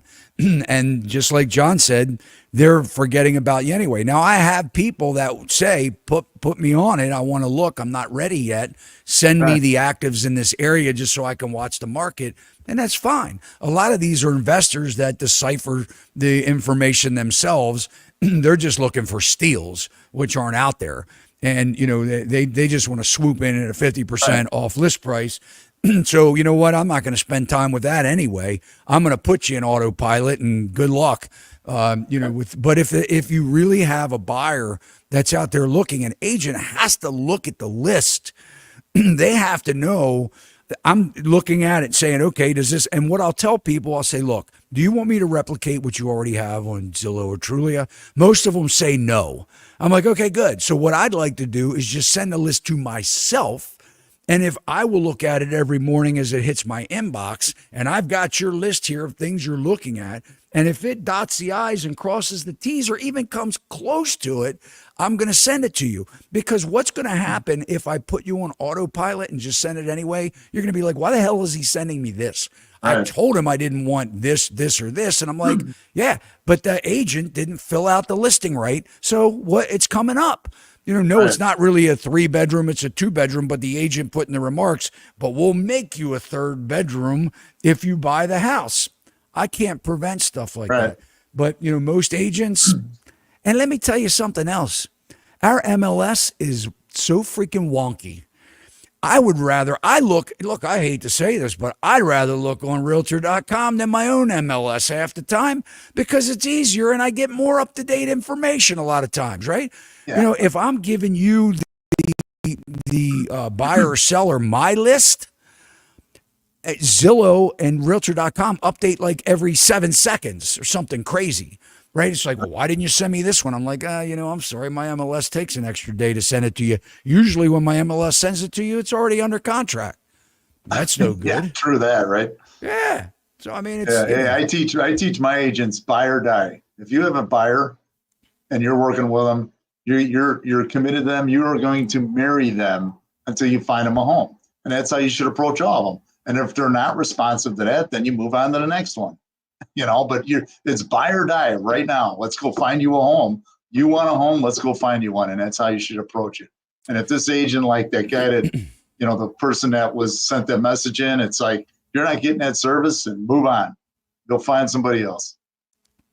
Yep. Todd, how can you find out what % of bank loans are commercial so I can deal with a bank which is less likely to fail? So, back in the day, I mean, John, you know this, I used to walk into the bank and ask them what they had in their default section, and you could negotiate with the bank for, a lot less on the dollar to just become the new owner of that property. They just sell you the note. I don't know, John, I'm not actively buying right now. I haven't since I started my brokerage in 2017. That's not true. I did buy a couple properties, but it's been years. Yeah, what's going on right now? Are they still walking into the bank and asking them for their, non performing or conforming loans and seeing if they have anything? I think a lot of the banks, I think if you get out in the outskirts, you can find banks like that. I mean, I've dealt with that a couple of times. If you get way out in the farm countries out here by me, out west, you can find those little banks that do one-off loans out there. But most of these, they use asset management companies to get rid of these. And if it goes into default, they just switch it to them. Or they're bundling them, right, and selling them to another bank. Or bundling them, right, or investors. That's become one of the big deals that it's just annoying that they're bundling all this stuff and dumping them on investors, especially the homes. I can see that with the commercial, because it's kind of a different animal. But these homes, they should be, pulling these out, get people out, paint, carpet, put it back on the market. That would alleviate a lot of these problems. But they don't, it's all they're all doing what they want to do now. Well, they're probably all waiting to be bailed out, too. The banks are like, why do I want to take a hit on this asset when if I wait long enough, I'm going to get an injection of cash or I'm going to get bailed out or some bank's going to come in and swoop in and save me because we're going to have some major bank consolidation.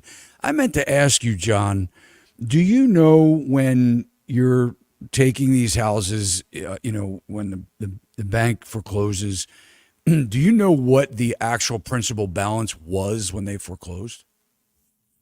You could bet. I could find it out. You could find out through abstract work. Yeah. What do they send it to you? Covers it. Do they send it to you?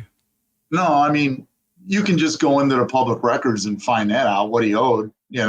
But what happens is a lot of the banks.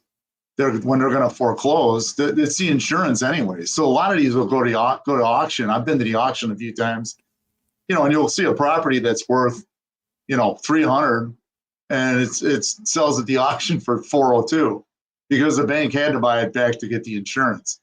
So it's kind of irrelevant because the insurance is on it, especially the government stuff. That's all insured. But yeah, I mean, you can backtrack it to the recorder's office and find out what they owed.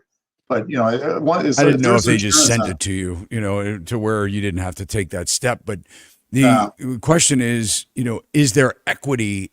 Are these people losing it where if they would have contacted a real estate agent and sold it, even as a distressed property, are a lot of these properties in a position of equity where they could have even flipped it to an investor before they got foreclosed on, paid it off, and maybe even had a couple dollars in their pocket instead of losing everything? Some of those are. You don't see that much right now. I mean, there's really nothing there. There's so few people in foreclosure. That used to happen more often than you think back, 2012, 2011, there was a lot more of that going on. They didn't even know what they had, because the values were falling and their mortgage was out of control and they couldn't pay it. So some of them did walk away, but right now, and we've had a few of those where I think I told you I was doing direct mailers to people that are behind, to the BPOs. I mail the BPO requests I get, I mail them a card saying, hey, if you need help, give us a call. We've had them where they've called and said, oh my God, this house is just eating me alive, and we've sold it for them, got them out of there, and that's the norm right now, but that could change soon, Let's bring up the slides that you want to go over. Bring up the national REO projections if you can, just for a quick one there. And just for everybody to know, explain REO. REO, real estate owned, that's the foreclosure properties. This is Moody's national. If you look at the middle one where I kind of drew my cute little star there, you can see, back it out a little bit. There you go.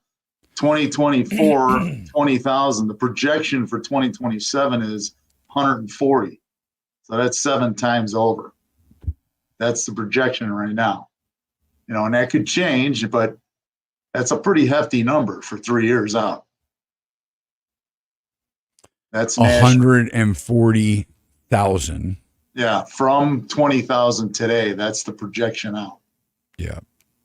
Which, if we know anything about their projections, they're way low. Yeah, and we don't know.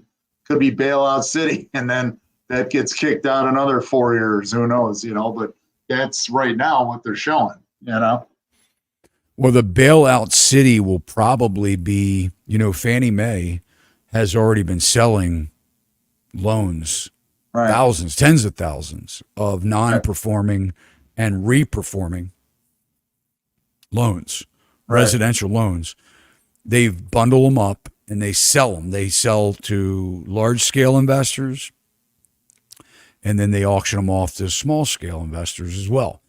And that's been happening now for the better part of the last year, I think. And it's been happening for longer than that, like 10 years probably. Yeah, but but in a larger scale. Obviously, when we're going through the pandemic boom, nothing was being foreclosed. They were doing all these workouts. But now we're seeing a big pickup where they're bundling tens of thousands of these things and offloading them to investors. And the thing is I think they have some kind of a stipulation, like when they sold them to investors when back in the Obama era, when we first started selling these single family houses like that in bundles to Wall Street type companies, they were saying, look, we're going to sell these to you, but you have to rent them out for a minimum of 12 months or whatever to the same people that are losing them, because we don't want these people. They have to live somewhere. We don't want them on the streets. Right. So, what Wall Street realized, are these funds, these big buyers, commercial investment buyers, they realized that they were very lucrative in rentals when they were buying them back in 2013 and 14, and then their asset prices went through the roof. So it was a good deal. But now they're doing it a lot quicker than they did back then. They're like, hey, we'll just offload these. We won't have foreclosures. We'll let them deal with it. So they bundle them up. They sell them to the investment firm. then they have to follow some kind of guidelines or whatever, and then they kick the people out. Then they get what they wanted in the first place, which was the house. Yeah, guaranteed they're not.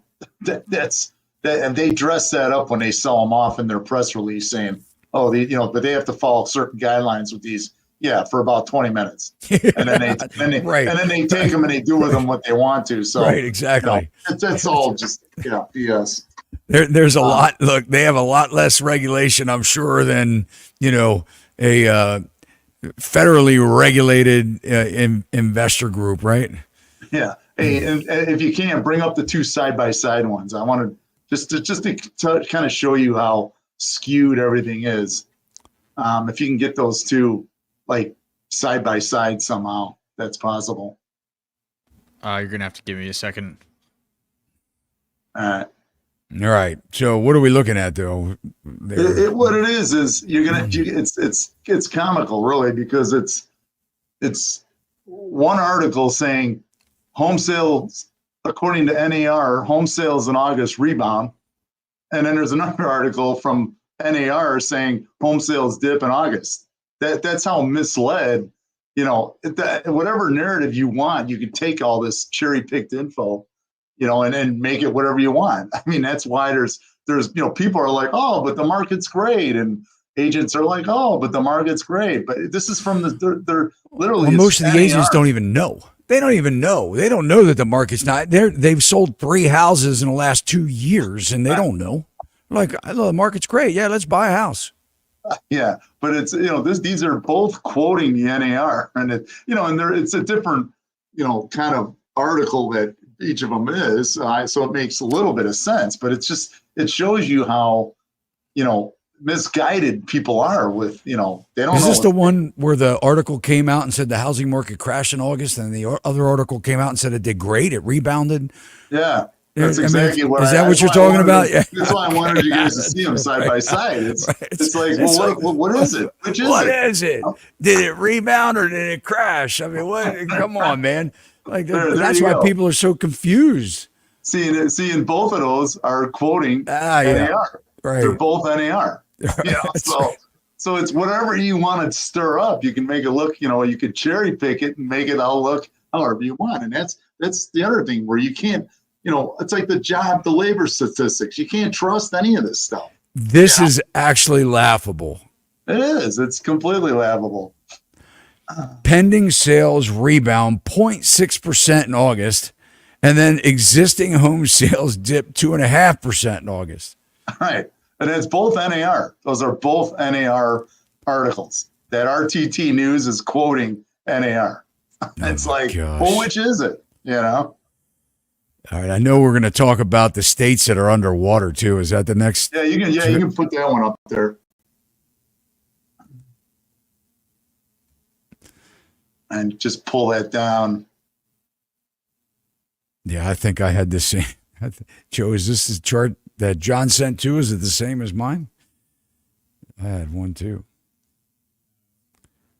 Different? Okay. Well, go ahead, John. You first. Yeah, I mean, just pull it up. Is it. You got to go down. Yeah, you can just keep going down. There's you'll get to where they're numbered. Yeah, this is what I had to. Yeah.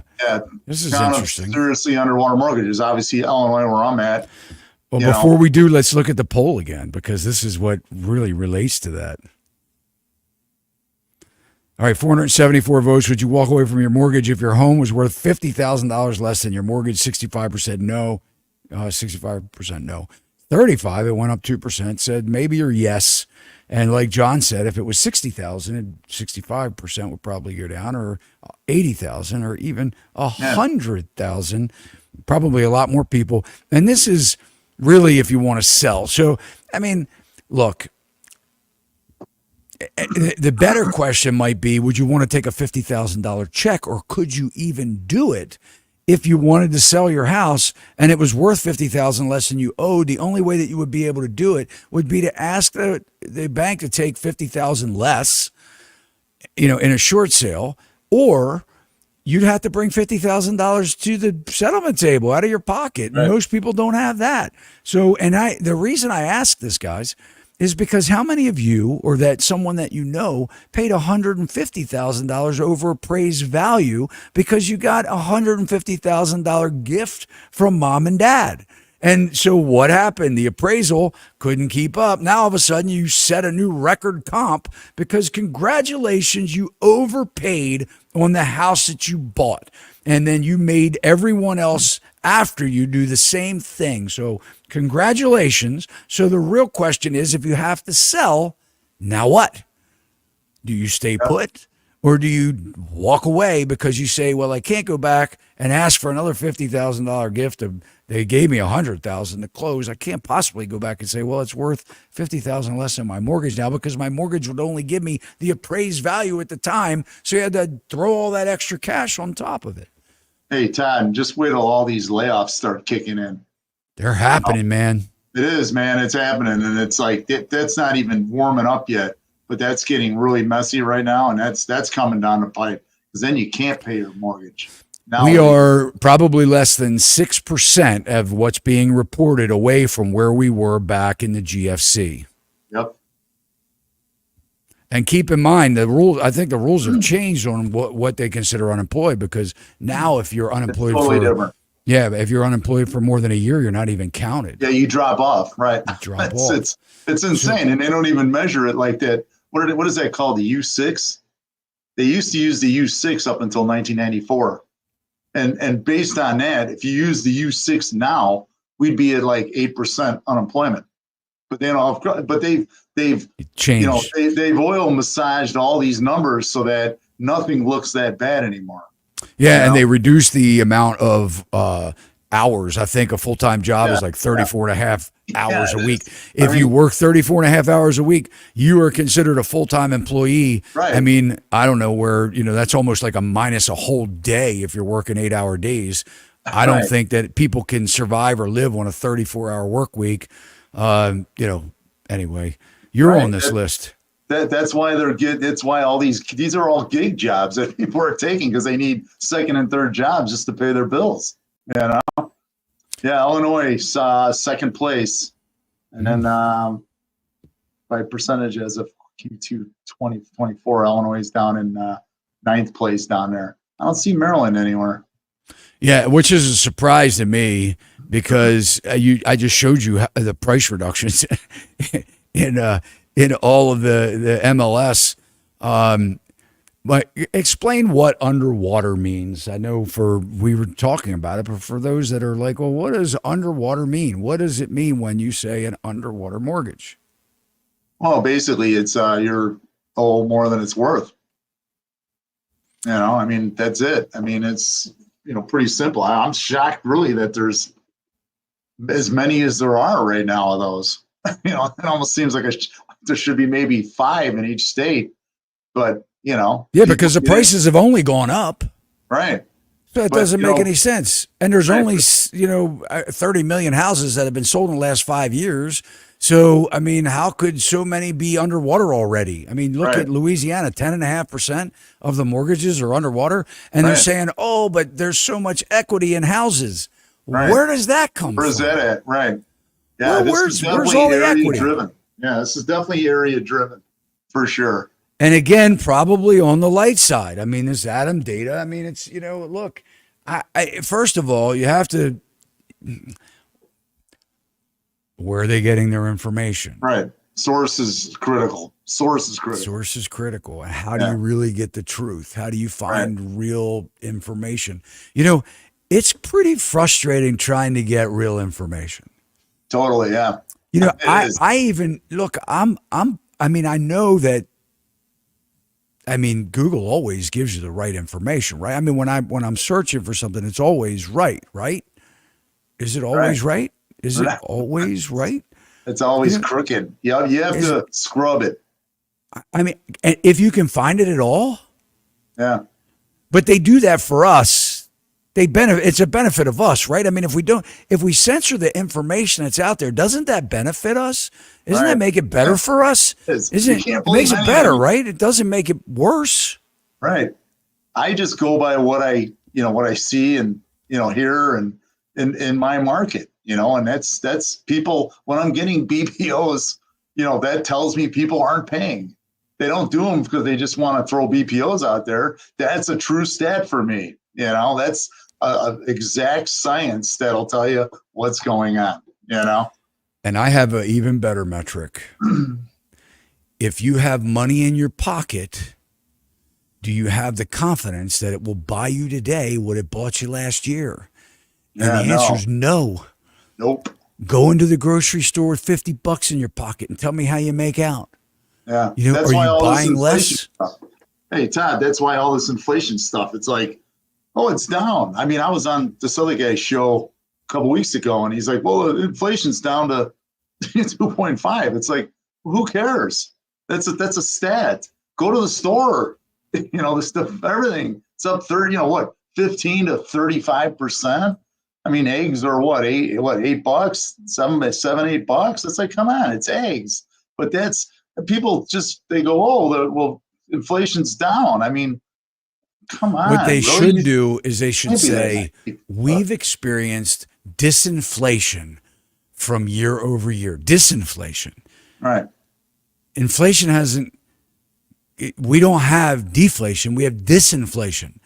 All it means is if you extend things out for a longer period of time and prices don't go up that much from that beginning period of a year ago, and it only goes up 2.5%, well, that's disinflation from the prior year. Right. It doesn't mean that prices are coming down. Right. It means that they're up. They're up. We need deflation. But again, there's no reverse gear. We don't have a system that will allow for a reverse gear.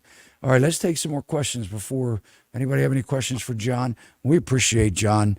Guys, if you like the video, you like the information that you're getting, you can hit that thumbs up. It'll let John and I both know that you did. Also helps to push the algorithm so that more people can see this. And if you know people that could benefit by this, I do want to talk before we get out of here. Don't let me forget, John, on how to buy some of the best ways to buy bank-owned properties when they are REOs. Give some tips to people that do want to buy them, or investors if they should just give up, or whether they still can get deals, and how to track that down. And it's not. And by the way, I had an agent one time. It's terrible. Not my agent, but an agent say to me one time, I had a client that wanted to buy an REO property, and John, you're going to really be floored by this, and you're going to find it hard to believe. But they said, look, if you left $1,000 at the foot of the sign, under the rock, your client would get the deal. And I was like, what? Jesus, really? What? Are you kidding me? Like, that's terrible.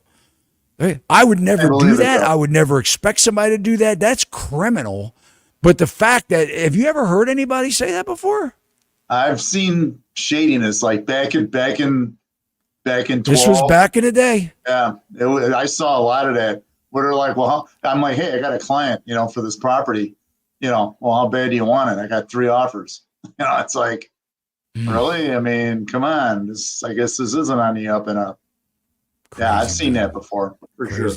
Well, we're going to leave them with some tips on that, but let's take a couple more questions here. Joe, you want to pull them up? Here we go. How much of private debt and real estate mortgage? You covered credit card, student loans, but how much debt inflation lending do mortgages represent? Do you know the stat on that? I'm trying to understand the question. How much of private debt? So in other words, in private debt, how much of this is, mortgages, as far as the inflation lending, Well, I mean, it's all inflation because we keep driving it up. I mean, it's all inflated. And for lack of a deficit spending or deficit lending is, the banks lend out. They don't even have the money to back it up. When you put your money in a bank, you deposit $1,000, it's gone. Right. What you get an IOU, they lend that money. That money gets turned into $10,000 in lending with the hopes that the people are going to pay the bank back before you need your money. Yeah, there's how much private debt. It's all, the mortgages are just so inflated. It's all inflation. Everything is inflated. Mortgages, everything. Are national vendors synonymous with unions? Just curious. I'm not a fan of organized labor. It smells too much like socialism. Hey man, we just saw what happened. I'm curious to see how that port strike. Yeah.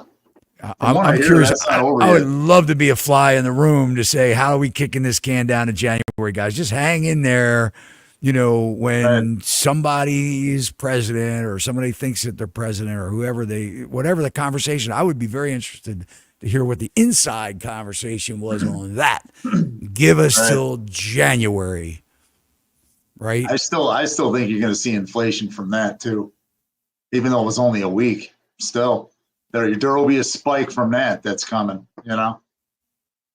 National vendors, meaning the what we talked about earlier, the national vendors of the banks. Well, maybe like with what you were talking about. Yeah, where no, they're not unions. They're just.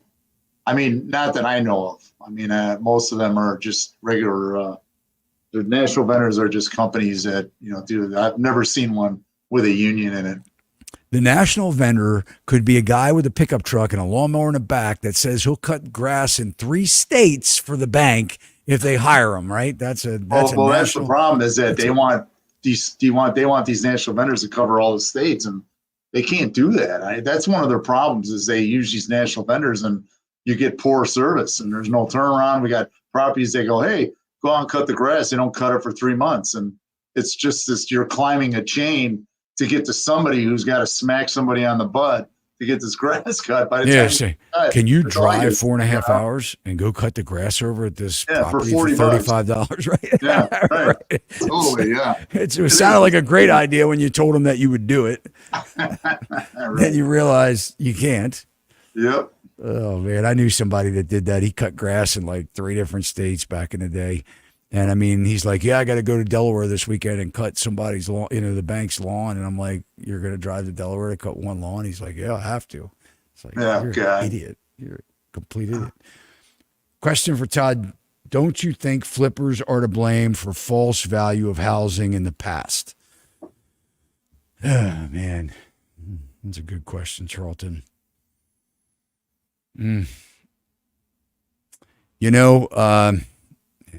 I don't even know how to properly answer that question. Yeah, it's a tough one. That is a hard question. I think there are so many. I would think, man, you only should get what if you flip a house, you rehab it and you sell it, you're going to get what that market will bear. So, but what he's saying is the lipstick on the pig flippers, right? I mean, if you're just making that, are you manipulating the market when some first-time buyer that's never owned a home and some agent with commission breath walks you into a property and you see that place on the surface looks like a really spectacular place that prices gets the bidding wars going and the price skyrockets and they realize that they still bought a 60-year-old house with a ton of problems and that it was still, in fact, lipstick on a pig. I can see what he's talking about here. Yeah, I can see that too. Yeah, for sure. But I think the agent is equally to blame in a lot, and so is the buyer. So I think it's a matter of all the moving parts.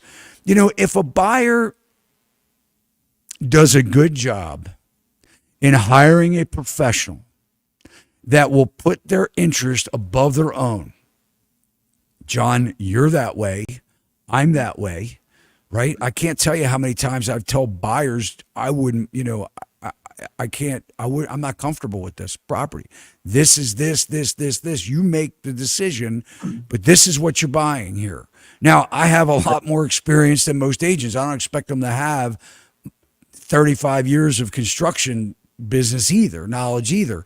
But there is a responsibility here. Agents, historically, a lot of them use the inspectors that aren't deal killers, because if they're a deal killer, they won't get recommended by the agent anymore. Right. I mean, John, you know the story. So when you're looking at it and you're going into these flips And you're looking at it going, oh, I don't need a micrometer to determine that, man, I can stick my finger in that hole that's supposed to be at least, somewhat of a tight fit. Right. Or the floors are already starting to buckle because it's a floating floor and they screwed the cabinets down to the floor. You're not Right. supposed to do that, but how many of them do it anyway? I can go on and on and on. Or they put in a new HVAC system and the ductwork is completely screwed. Or It's not carpeted over. Yeah, or carpeted over. There's no return on the, it's like, how did they do this? You got to have Right. where's the return? It's going to be like, okay, it's March now, but in July, you're not going to be able to live upstairs. Right.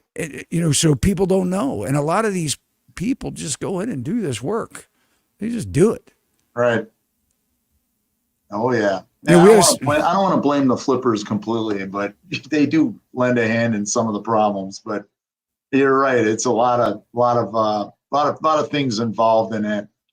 A lot of people just buying homes in the last 4 years that were needed work, and they paid 30 grand over list. And it needs work. No inspection.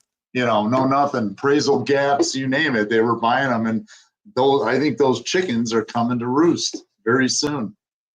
It's a great question, Charlton. All right, what was the last question? The average sit times for houses. So I guess you're talking about on the market. I mean, we're seeing, it's different all across the country, but right now, I mean, we're seeing 45 days as an average. Easily 45 days. I think John was saying the same thing. I mean, he was talking about 41, 77. My sales right now are 41. Yeah. But the actives are 107. Vacation rentals. Okay, so here in 2008. Oh, geez, I don't remember, but I mean, it wasn't 180 days. Wasn't uncommon. 6 months on the market. Yeah, for sure. Uncommon. Yep. And having 5 homes within 2 blocks of each other for sale. Right. Yeah. I mean, we saw a lot more flippers now than in the last since 2008. There weren't the amount of flippers that. I mean, we had a lot of investors, but it was nothing like what happened after 2013, 14, the amount of people that were getting in the business. I mean, how many people made millions of dollars selling courses to how to flip houses using other people's money? Yeah. I mean, it just goes on. It's almost like, we completely glamorized real estate investing and forgot the fact that these are homes. Right. For people to live in and raise families. Crazy. All right, let's take a couple more questions and we'll jump off here. Can you make realtor recommendations for land purchases? Want to purchase land in Michigan? New to that process. So you can send me an email and I can certainly help you with an agent that will help you with land. All right, couple more. If the tax wasn't paid, how come the state didn't evict? Tax was paid. Yeah, right. Exactly. They don't let that go. They pay the taxes. Yep. Todd, what is the reality of a big negotiation with any of these government people, Fannie, Freddie, HUD, or VA? Right now, none. I will say this, what you were talking about, how to buy one. The longer the market time, the more flexibility you're going to have with them. The first 30 days, I've seen them sit at full price for 30 days, literally at full price. You're like, what but that's what they do. But you get into about 4 months, you can start chopping away at what they're asking on that, because then they're starting to get a little more flexible on it. What I tell people that are looking to invest, the ship has sailed for the straight up buy a house and rent it. The ship sailed. Yeah. And what I mean by that is, I have a 1% rule. If you're all in on a property for $450,000, your purchase price, any renovations, $450,000. If you can't rent that house for $4,500 a month, it's a loser. Yeah. Right? Unless you can find an upside that you can work on, like a lot that can be divided off or broken off or split off, Right. that you can sell it for $200,000, $250,000, or you can build another building on it or house on it and sell that house to buy down your cost. Right. Is the zoning of such that you can turn it into a 2-unit? Can you get, now if you're spending another 50 or 60,000 or 100,000 and you're now at 550,000, can 2 units bring you 5,500 a month? If the answer is no, it's a bad deal. So a lot of this, the money's gone. The money is gone in this market, right? Right. Totally. Yeah.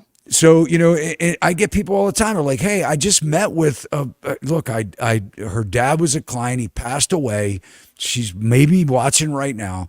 She is very smart. She's an attorney. She has a partner who's an accountant.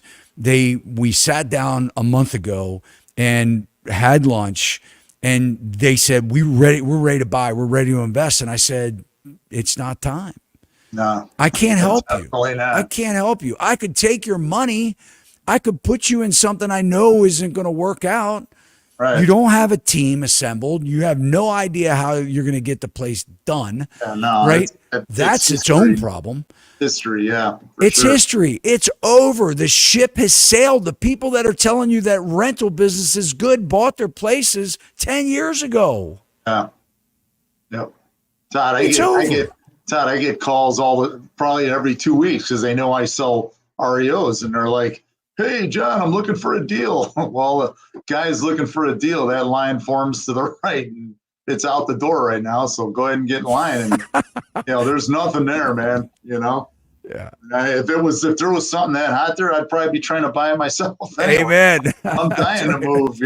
That's right. Oh yeah, it's crazy, man. Oh man. Well, look, brother, I love you, man. I'm glad that you jumped on here with us and gave us your time. What was that? Was that did we answer that last question, or was that was the one about the Okay. negotiation Gotcha. with Fannie and I see Freddie. KW, I think of Keller Williams, so I don't know. But anyway, guys, we appreciate you spending your Tuesday night with us. John, thanks so much.